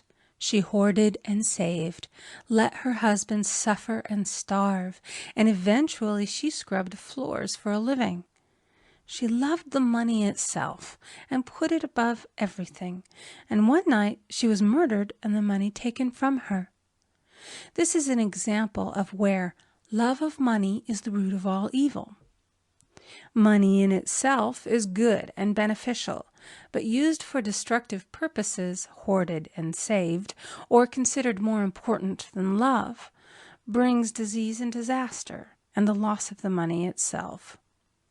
Follow the path of love, and all things are added, for God is love, and God is supply. Follow the path of selfishness and greed, and the supply vanishes, or man is separated from it. For example, I knew the case of a very rich woman who hoarded her income. She rarely gave anything away, but bought and bought and bought things for herself. She was very fond of necklaces, and a friend once asked her how many she possessed. She replied, 67. She bought them and put them away, carefully wrapped in tissue paper. Had she used the necklaces, it would have been quite legitimate, but she was violating the law of use. Her closets were filled with clothes she never wore and jewels which never saw the light.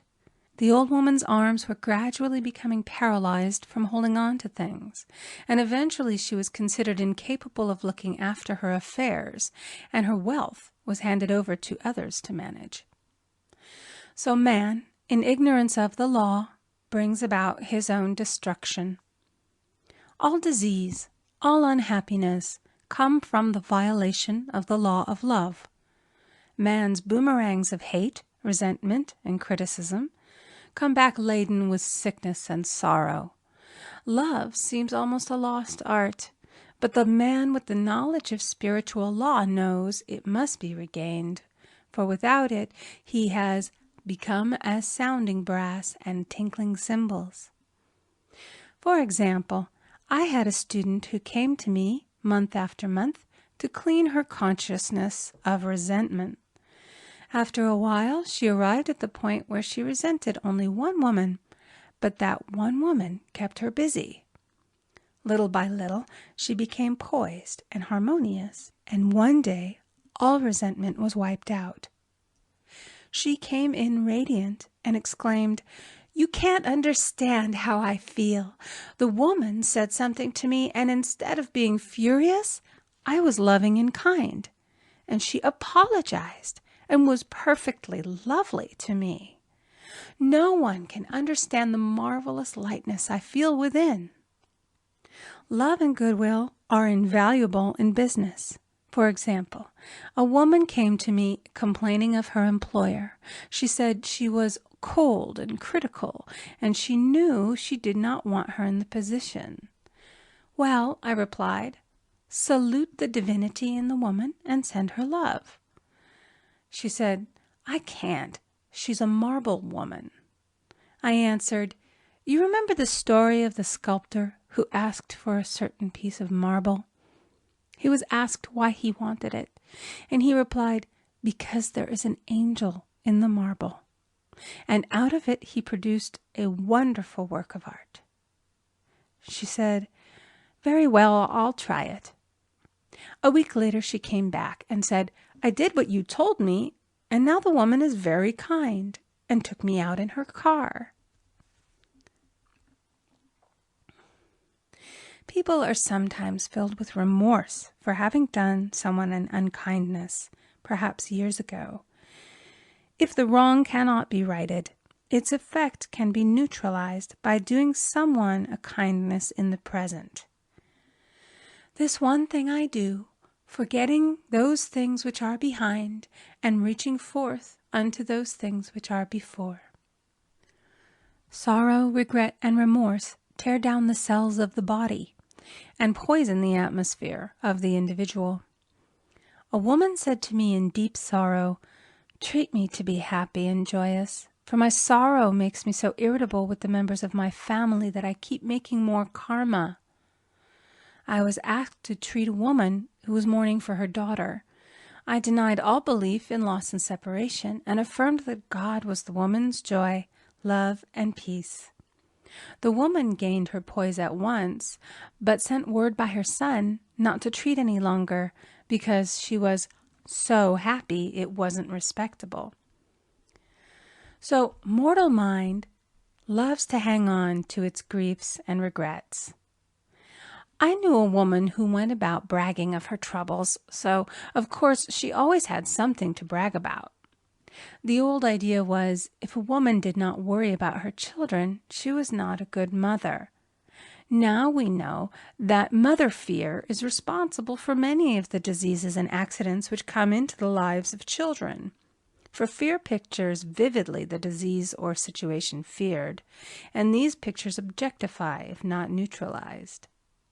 Happy is the mother who can say sincerely that she puts her child in God's hands and therefore knows that he is divinely protected. For example, a woman awoke suddenly in the night, feeling her brother was in great danger. Instead of giving in to her fears, she commenced making statements of truth, saying, "Man is a perfect idea in divine mind and is always in his right place. Therefore, my brother is in his right place and is divinely protected." The next day, she found that her brother had been in close proximity to an explosion in a mine, but had miraculously escaped. So man is his brother's keeper, in thought, and every man should know that the thing he loves dwells in the secret place of the Most High and abides under the shadow of the Almighty. "There shall no evil befall thee, neither shall any plague come nigh thy dwelling. Perfect love casteth out fear. He that feareth is not made perfect in love. And love is the fulfilling of the law." The Game of Life and How to Play It by Florence Scovel Shinn. Chapter 8, Intuition or Guidance. "In all thy ways acknowledge him, and he shall direct thy paths." There is nothing too great of accomplishment for the man who knows the power of his word and who follows his intuitive leads. By the word he starts in action unseen forces and can rebuild his body or remold his affairs. It is therefore of the utmost importance to choose the right words, and the student carefully selects the affirmation he wishes to catapult into the invisible. He knows that God is his supply, and that there is a supply for every demand, and that his spoken word releases this supply. Ask, and ye shall receive. Man must make the first move. Draw nigh to God, and he will draw nigh to you. I have often been asked just how to make a demonstration. I reply, speak the word, and then do not do anything until you get a definite lead. Demand the lead, saying, Infinite Spirit, reveal to me the way. Let me know if there's anything for me to do. The answer will come through intuition or hunch, a chance remark from someone, or a passage in a book, etc., etc. The answers are sometimes quite startling in their exactness. For example, a woman desired a large sum of money. She spoke the words, Infinite Spirit, open the way for my immediate supply. Let all that is mine by divine right now reach me in great avalanches of abundance. Then she added, give me a definite lead. Let me know if there is anything for me to do. The thought came quickly. Give a certain friend, who had helped her spiritually, $100. She told her friend, who said, wait and get another lead before giving it. So she waited, and that day met a woman who said to her, I gave someone $1 today. It was just as much for me as it would be for you to give someone 100. This was indeed an unmistakable lead, so she knew she was right in giving the $100.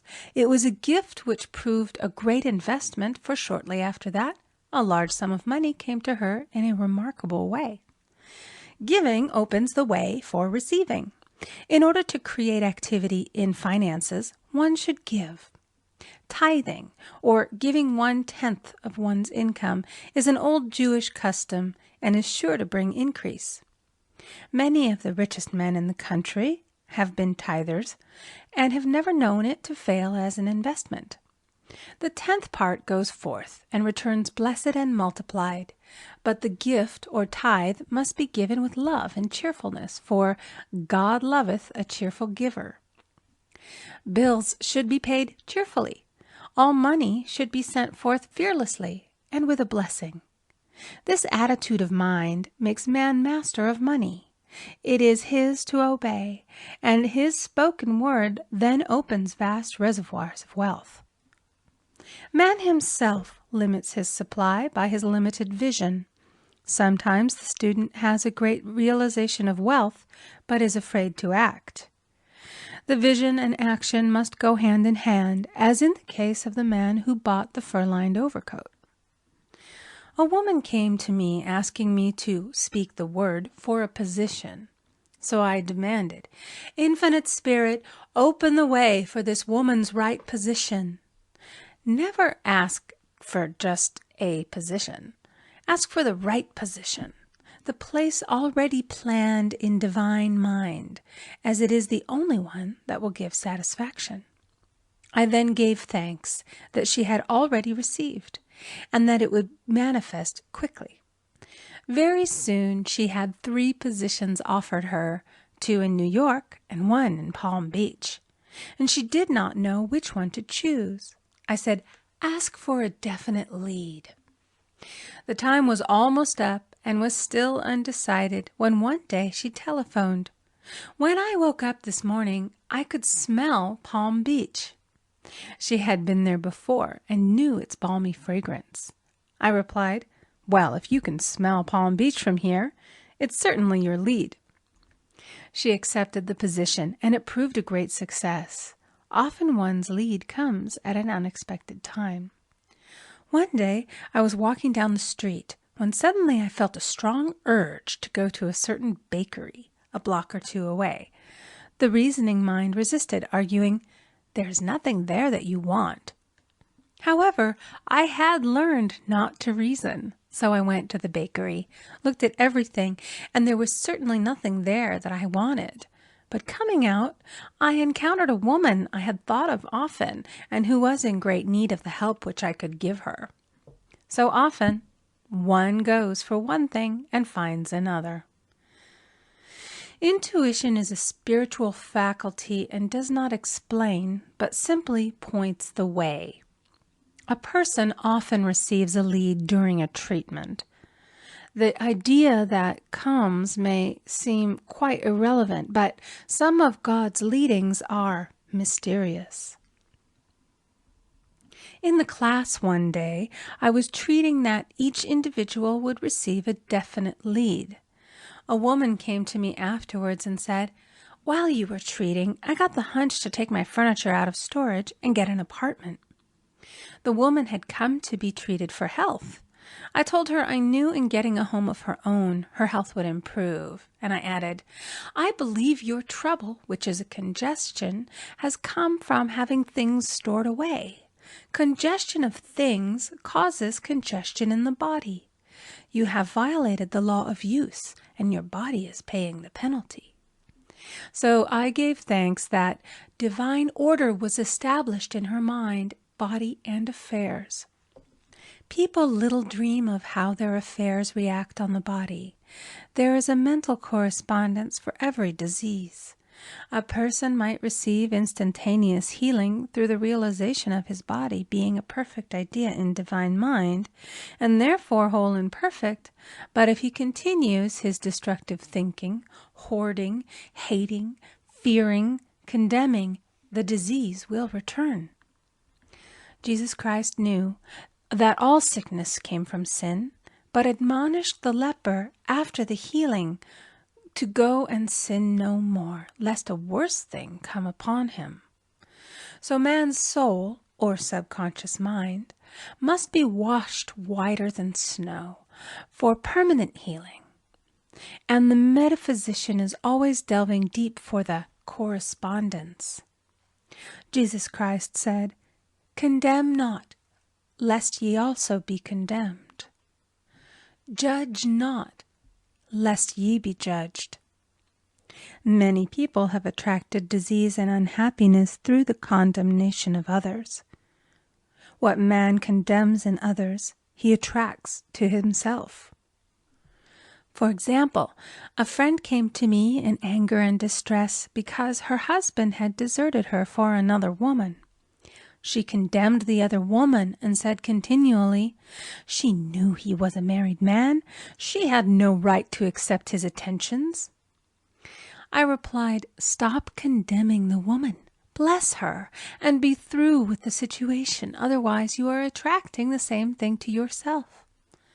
She was deaf to my words, and a year or two later became deeply interested in a married man herself. Man picks up a live wire whenever he criticizes or condemns, and may expect a shock. Indecision is a stumbling block in many a pathway. In order to overcome it, make the statement repeatedly, "I am always under direct inspiration. I make right decisions quickly." These words impress the subconscious, and soon one finds himself awake and alert, making his right moves without hesitation. I have found it destructive to look to the psychic plane for guidance, as it is the plane of many minds and not the one mind. As man opens his mind to subjectivity, he becomes a target for destructive forces. The psychic plane is the result of man's mortal thought and is on the plane of opposites. He may receive either good or bad messages. The science of numbers and the reading of horoscopes keep man down the mental or mortal plane, for they deal only with the karmic path. I know of a man who should have been dead years ago according to his horoscope, but he is alive and a leader of one of the biggest movements in this country for the uplift of humanity. It takes a very strong mind to neutralize a prophecy of evil. The student should declare, "Every false prophecy shall come to naught. Every plan my Father in heaven has not planned shall be dissolved and dissipated. The divine idea now comes to pass." However, if any good message has ever been given one, of coming happiness or wealth, harbor and expect it, and it will manifest sooner or later through the law of expectancy.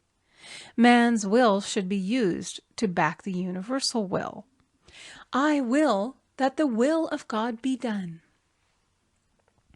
It is God's will to give every man every righteous desire of his heart, and man's will should be used to hold the perfect vision, without wavering. The prodigal son said, "I will arise and go to my father." It is indeed often an effort of the will to leave the husks and swine of mortal thinking. It is so much easier for the average person to have fear than faith. So faith is an effort of the will. As man becomes spiritually awakened, he recognizes that any external inharmony is the correspondence of mental inharmony. If he stumbles or falls, he may know he is stumbling or falling in consciousness. One day a student was walking along the street, condemning someone in her thoughts. She was saying mentally, "That woman is the most disagreeable woman on earth," when suddenly 3 Boy Scouts rushed around the corner and almost knocked her over. She did not condemn the Boy Scouts, but immediately called on the law of forgiveness and saluted the divinity in the woman. Wisdom's ways are ways of pleasantness, and all her paths are peace. When one has made his demands upon the universal, he must be ready for surprises. Everything may seem to be going wrong, when in reality it is going right. For example, a woman was told that there was no loss in divine mind. Therefore, she could not lose anything which belonged to her. Anything lost would be returned, or she would receive its equivalent. Several years previously, she had lost $2,000. She had loaned the money to a relative during her lifetime, but the relative had died, leaving no mention of it in her will. The woman was resentful and angry, and as she had no written statement of the transaction, she never received the money, so she determined to deny the loss and collect the $2,000 from the Bank of the Universal. She had to begin by forgiving the woman, as resentment and unforgiveness closed the door of this wonderful bank. She made this statement, "I deny loss. There is no loss in divine mind. Therefore, I cannot lose the $2,000 which belong to me by divine right. As one door shuts, another opens." She was living in an apartment house which was for sale, and in the lease was a clause stating that if the house was sold, the tenants would be required to move out within 90 days. Suddenly, the landlord broke the leases and raised the rent. Again, injustice was on her pathway, but this time she was undisturbed. She blessed the landlord and said, "As the rent has been raised, it means that I'll be that much richer, for God is my supply." The new leases were made out for the advanced rent, but by some divine mistake, the 90-day clause had been forgotten. Soon after, the landlord had an opportunity to sell the house. On account of the mistake in the new leases, the tenants held possession for another year.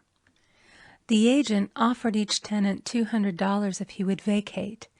Several families moved. 3 remained, including the woman.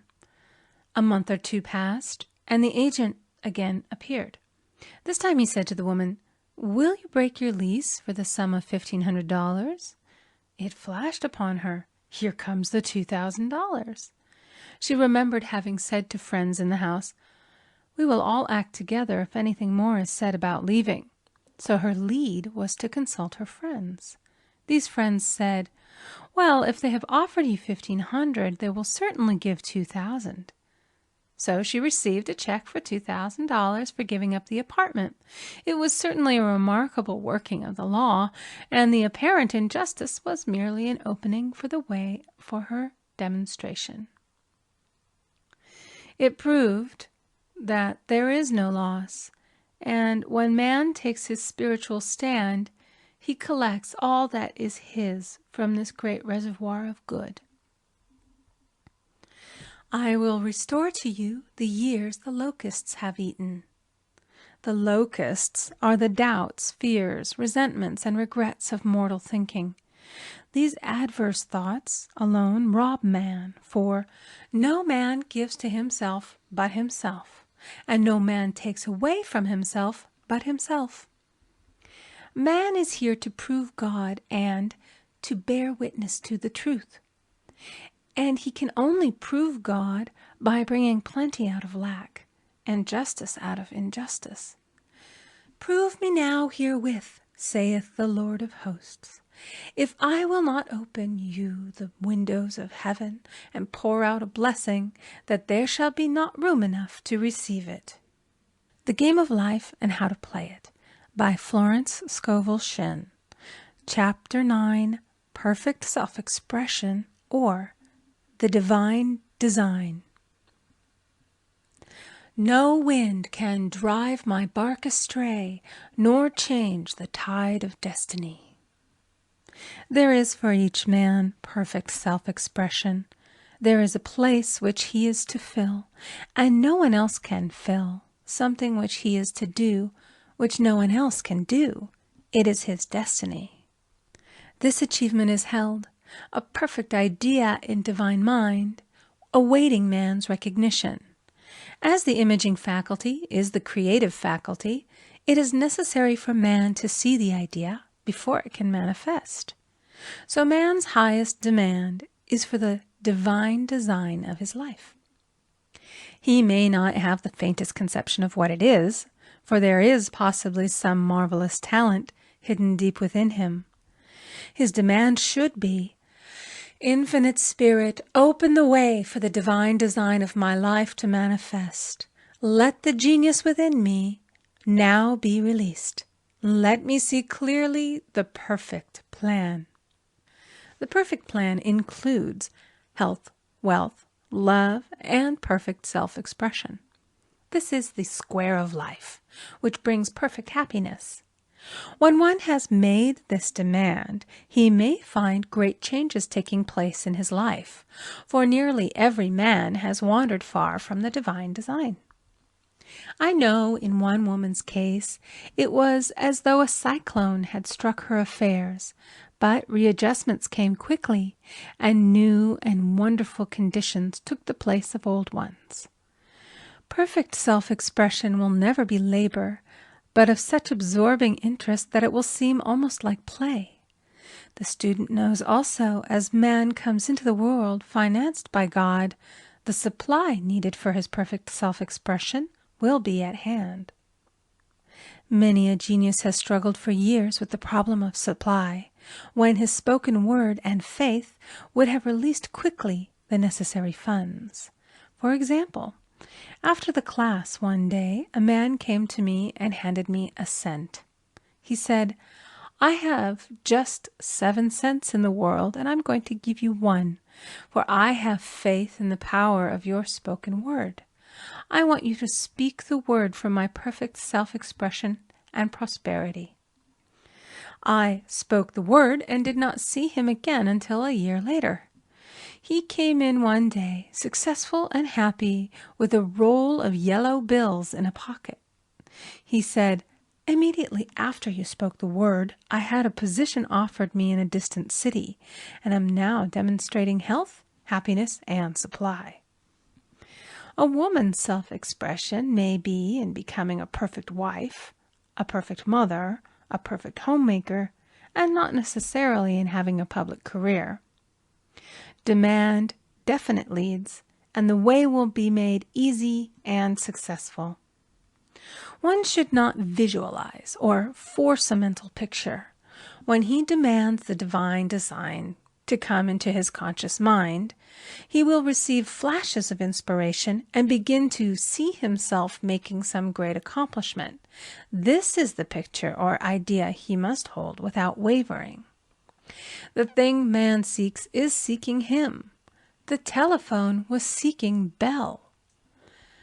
Parents should never force careers and professions upon their children.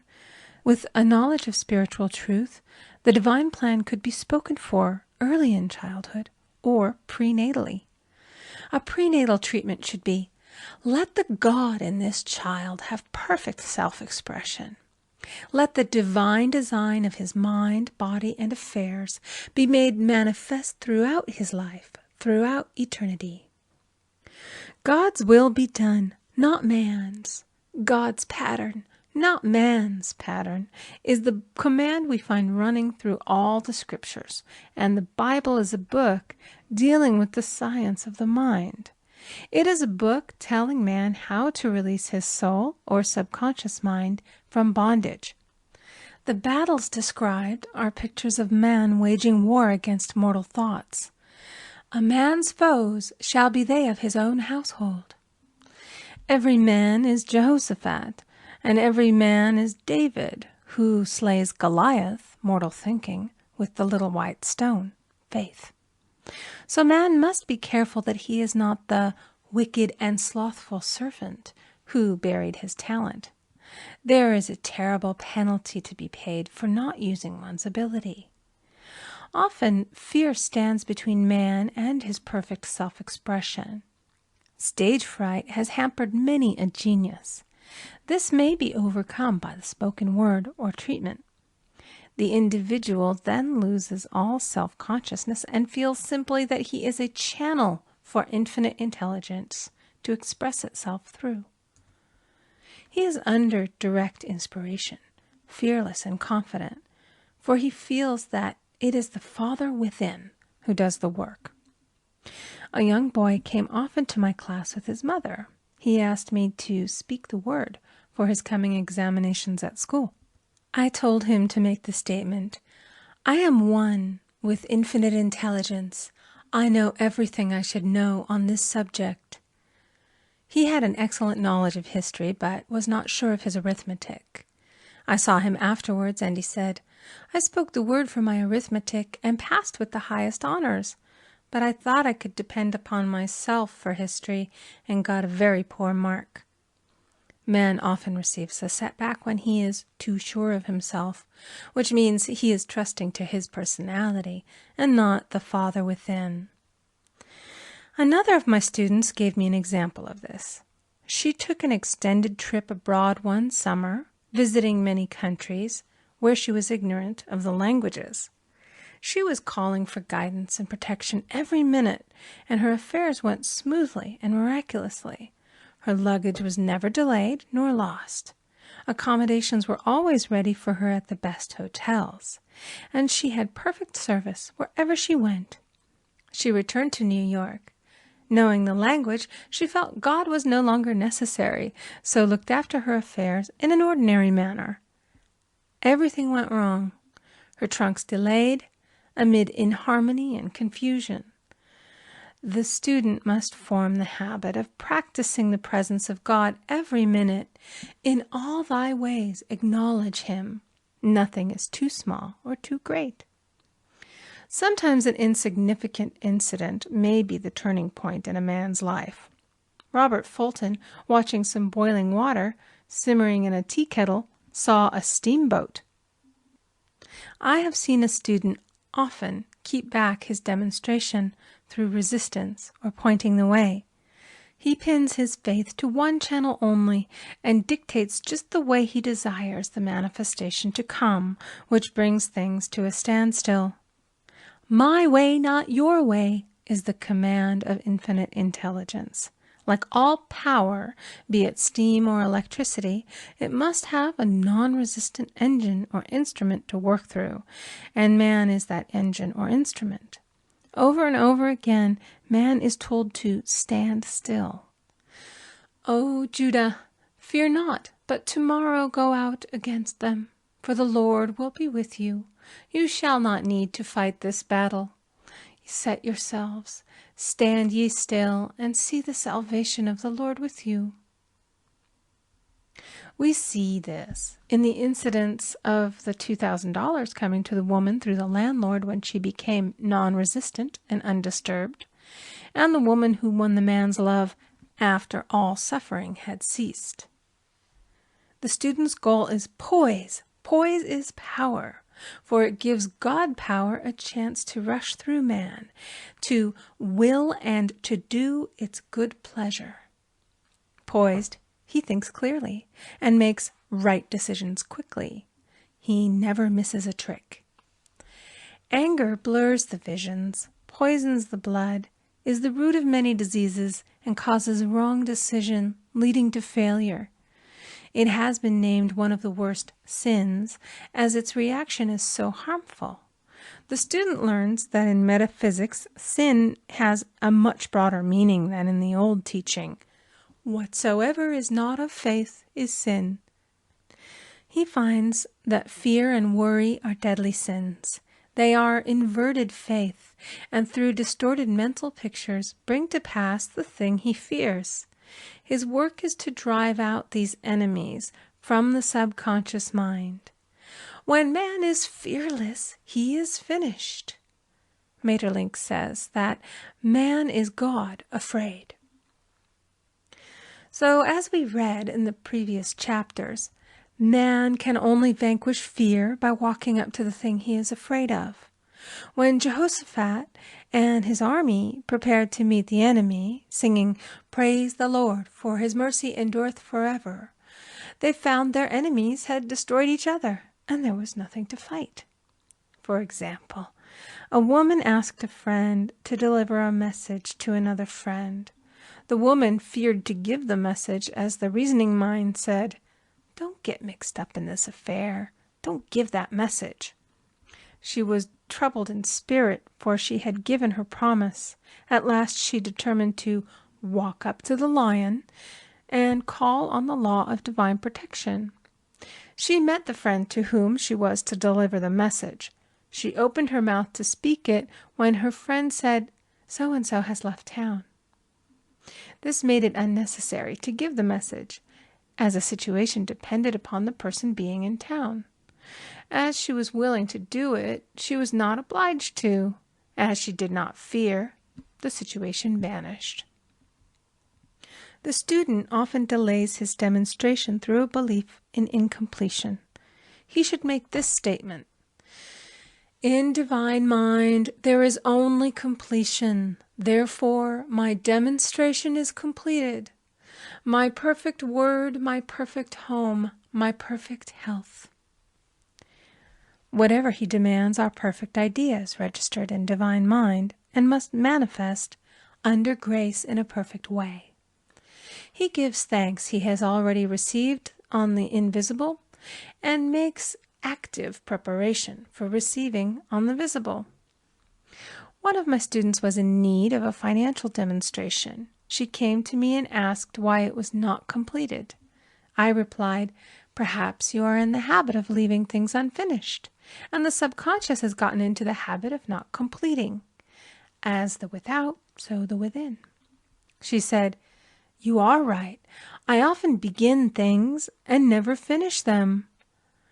I'll go home and finish something I commenced weeks ago, and I know it will be symbolic of my demonstration." So she sewed assiduously, and the article was soon completed. Shortly thereafter, the money came in a most curious manner. Her husband was paid his salary twice that month. He told the people of their mistake, and they sent word to keep it. When man asks, believing, he must receive, for God creates his own channels. I have been sometimes asked, suppose one has several talents. How is he to know which one to choose? Demand to be shown definitely. Say, "Infinite Spirit, give me a definite lead. Reveal to me my perfect self-expression. Show which talent I am to make use of now." I have known people to suddenly enter a new line of work and be fully equipped with little to no training, so make the statement, I am fully equipped for the divine plan of my life, and be fearless in grasping opportunities. Some people are cheerful givers, but bad receivers. They refuse gifts through pride or some negative reason, thereby blocking their channels, and invariably find themselves eventually with little or nothing. For example, a woman who had given away a great deal of money had a gift offered her of several $1,000s. She refused to take it, saying she did not need it. Shortly thereafter, her finances were tied up, and she found herself in debt for that amount. Man should receive gracefully the bread returning to him upon the water. Freely ye have given, freely ye shall receive. There is always the perfect balance of giving and receiving, and though man should give without thinking of returns, he violates law if he does not accept the returns which come to him, for all gifts are from God, man being merely the channel. A thought of lack should never be held over the giver. For example, when the man gave me 1 cent, I did not say, "Poor man, he cannot afford to give me that." I saw him rich and prosperous with his supply pouring in. It was this thought which brought it.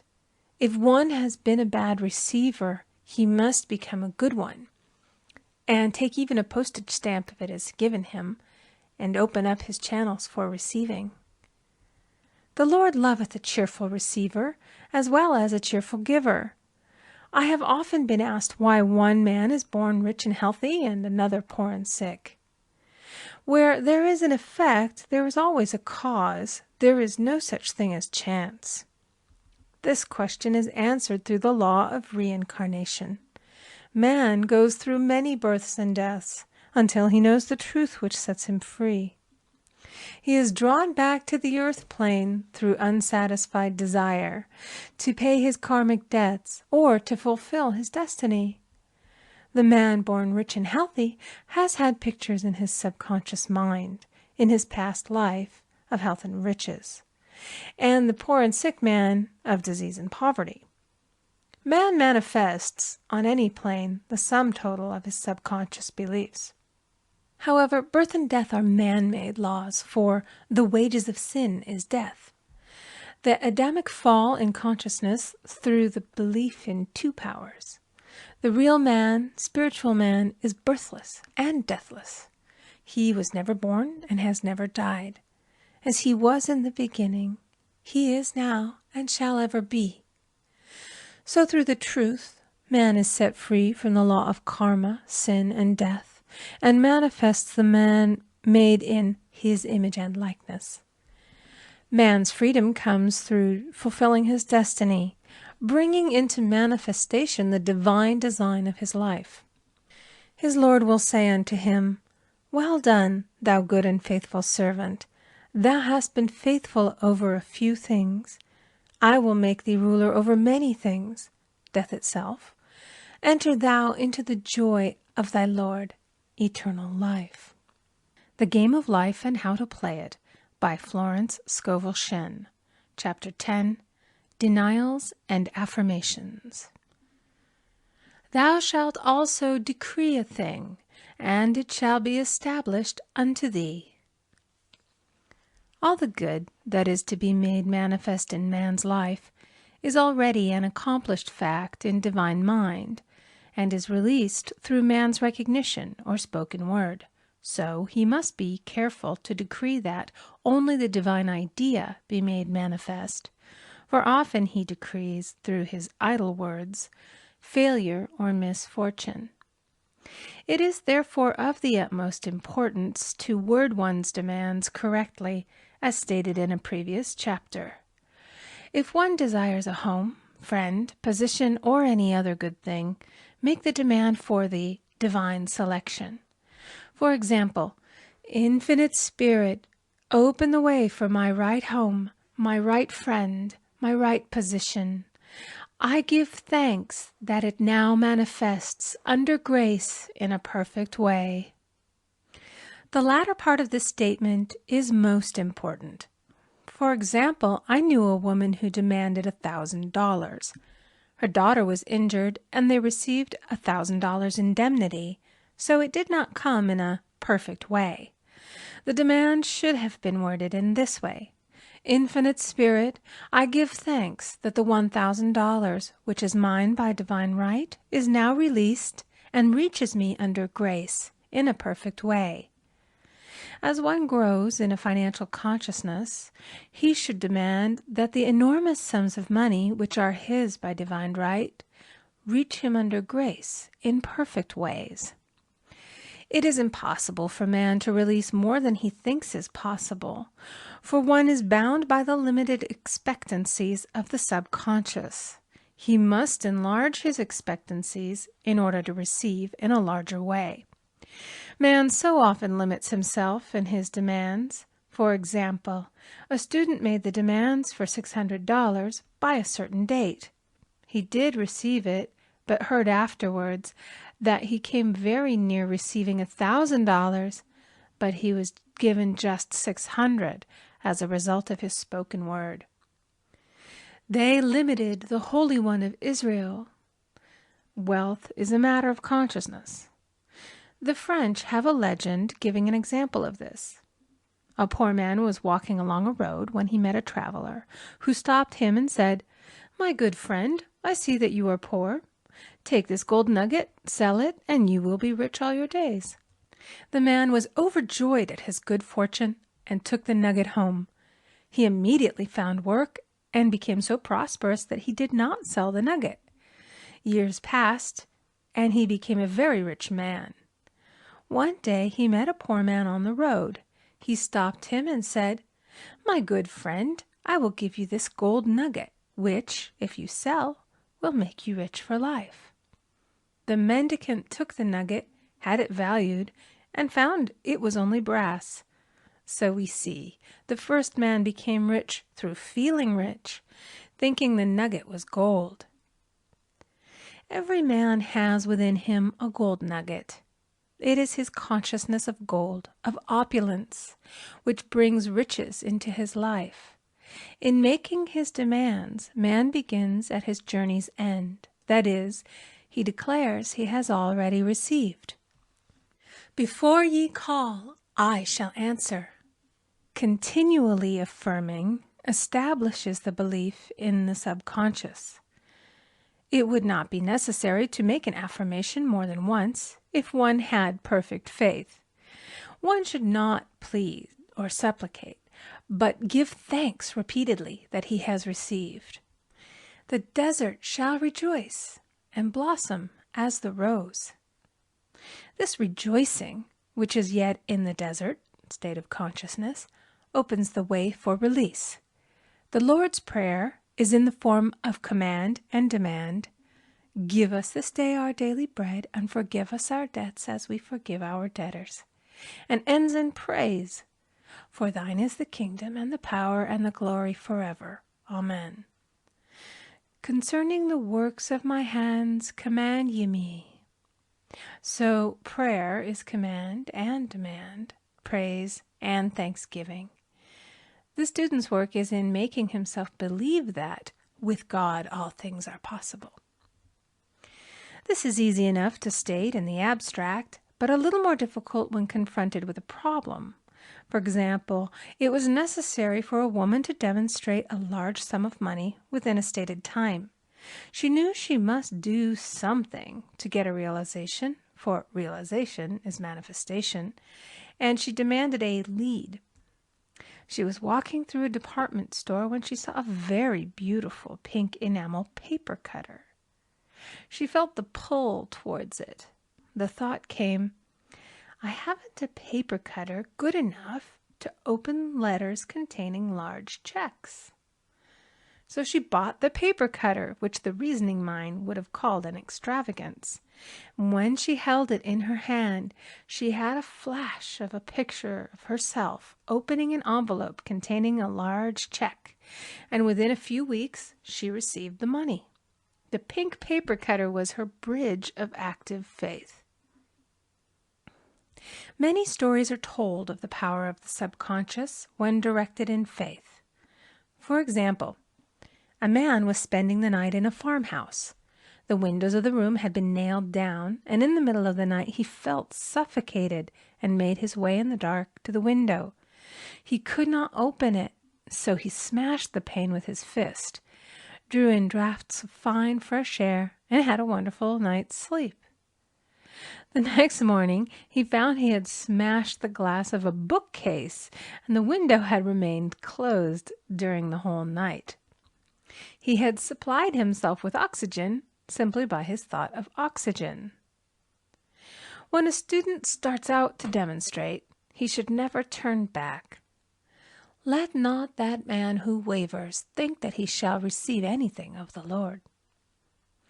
A student once made this wonderful statement: "When I ask the Father for anything, I put my foot down and I say, 'Father, I'll take nothing less than I've asked for, but more.'" So man should never compromise. Having done all, stand. This is sometimes the most difficult time of demonstrating. The temptation comes to give up, to turn back, to compromise. He also serves who only stands and waits. Demonstrations often come at the 11th hour because man then lets go, that is, stops reasoning, and infinite intelligence has a chance to work.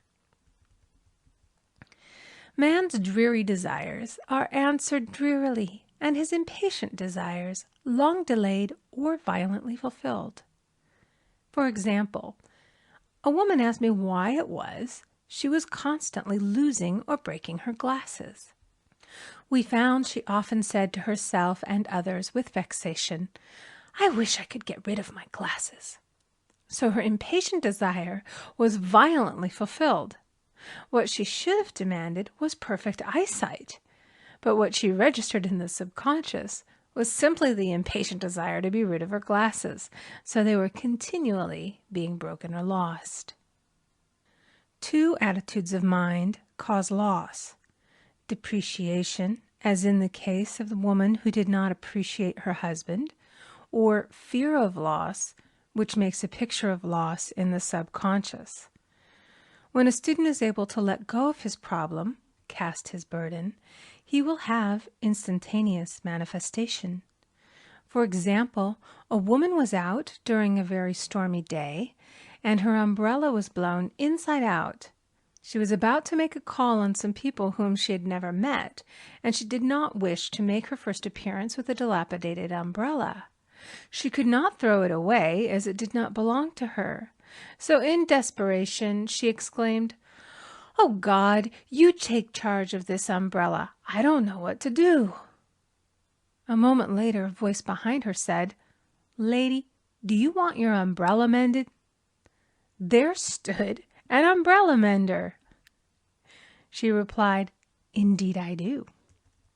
The man mended the umbrella while she went into the house to pay her call, and when she returned, she had a good umbrella. So there is always an umbrella mender at hand on man's pathway when one puts the umbrella or situation in God's hands. One should always follow a denial with an affirmation. For example, I was called on the phone late one night to treat a man whom I had never seen. He was apparently very ill. I made the statement, "I deny the appearance of disease. It is unreal, therefore cannot register in his consciousness. This man is a perfect idea in divine mind, pure substance expressing perfection." There is no time or space in divine mind. Therefore, the word reaches instantly its destination and does not return void. I have treated patients in Europe and have found that the result was instantaneous. I am asked so often the difference between visualizing and visioning. Visualizing is a mental process governed by the reasoning or conscious mind. Visioning is a spiritual process governed by intuition or the superconscious mind. The student should train his mind to receive these flashes of inspiration and work out the divine pictures through definite leads. When a man can say, "I desire only that which God desires for me," his false desires fade from the consciousness, and a new set of blueprints is given him by the master architect, the God within. God's plan for each man transcends the limitation of the reasoning mind and is always the square of life, containing health, wealth, love, and perfect self-expression. Many a man is building for himself in imagination a bungalow when he should be building a palace. If a student tries to force a demonstration through the reasoning mind, he brings it to a standstill. "I will hasten it, saith the Lord." He should act only through intuition or definite leads. Rest in the Lord and wait patiently. Trust also in Him, and He will bring it to pass. I have seen the law work in the most astonishing manner. For example, a student stated that it was necessary for her to have $100 by the following day. It was a debt of vital importance which had to be met. I spoke the word, declaring Spirit was never too late, and that the supply was at hand. That evening she phoned me of the miracle. She said that the thought came to her to go to her safety deposit box at the bank to examine some papers. She looked over the papers, and at the bottom of the box was a new $100 bill. She was astounded, and she said she knew she had never put it there, for she had gone through the papers many times. It may have been a materialization, as Jesus Christ materialized the loaves and fishes. Man will reach the stage where his word is made flesh, or materialized instantly. The fields, ripe with the harvest, will manifest immediately, as in all of the miracles of Jesus Christ. There is a tremendous power alone in the name Jesus Christ. It stands for truth made manifest. He said, "Whatsoever ye ask the Father in my name, he will give it to you." The power of this name raises the student into the fourth dimension, where he is freed from all astral and psychic influences, and he becomes unconditioned and absolute, as God Himself is unconditioned and absolute. I have seen many healings accomplished by using the words, "in the name of Jesus Christ." Christ was both person and principle, and the Christ within each man is his Redeemer and salvation. The Christ within is his own fourth-dimensional self, the man made in God's image and likeness. This is the self which has never failed, never known sickness or sorrow, was never born, and has never died. It is the resurrection and the life of each man. "No man cometh to the Father save by the Son," means that God, the universal, working on the place of the particular, becomes the Christ in man. And the Holy Ghost means God in action. So daily, man is manifesting the Trinity of the Father, Son, and Holy Ghost. Man should make an art of thinking. The master thinker is an artist and is careful to paint only the divine designs upon the canvas of his mind, and he paints these pictures with masterly strokes of power and decision, having perfect faith that there is no power to mar their perfection, and that they shall manifest in his life the ideal made real. All power is given man through right thinking, to bring his heaven upon his earth, and this is the goal of the game of life. The simple rules are fearless faith, non-resistance, and love. May each reader be now freed from that thing which has held him in bondage through the ages, standing between him and his own, and know the truth which makes him free. Free to fulfill his destiny, to bring into manifestation the divine design of his life, health, wealth, love, and perfect self-expression. Be ye transformed by the renewing of your mind. The Game of Life and How to Play It by Florence Scovel Shinn, Chapter 11. Denials and Affirmations. For prosperity. God is my unfailing supply, and large sums of money come to me quickly, under grace, in perfect ways. For right conditions. Every plan my Father in heaven has not planned shall be dissolved and dissipated, and the divine idea now comes to pass. For right conditions. Only that which is true of God is true of me, for I and the Father are one. For faith. As I am one with God, I am one with my good, for God is both the giver and the gift. I cannot separate the giver from the gift. For right conditions. Divine love now dissolves and dissipates every wrong condition in my mind, body, and affairs. Divine love is the most powerful chemical in the universe and dissolves everything which is not of itself. For health. Divine love fills my consciousness with health, and every cell in my body is filled with light. For the eyesight. My eyes are God's eyes. I see with the eyes of spirit. I see clearly the open way. There are no obstacles on my pathway. I see clearly the perfect plan. For guidance. I am divinely sensitive to my intuitive leads, and give instant obedience to thy will. For the hearing. My ears are God's ears. I hear with the ears of spirit. I am non-resistant and am willing to be led. I hear glad tidings of great joy. For right work. I have a perfect work in a perfect way. I give a perfect service for perfect pay. For freedom from all bondage. I cast this burden on the Christ within, and I go free.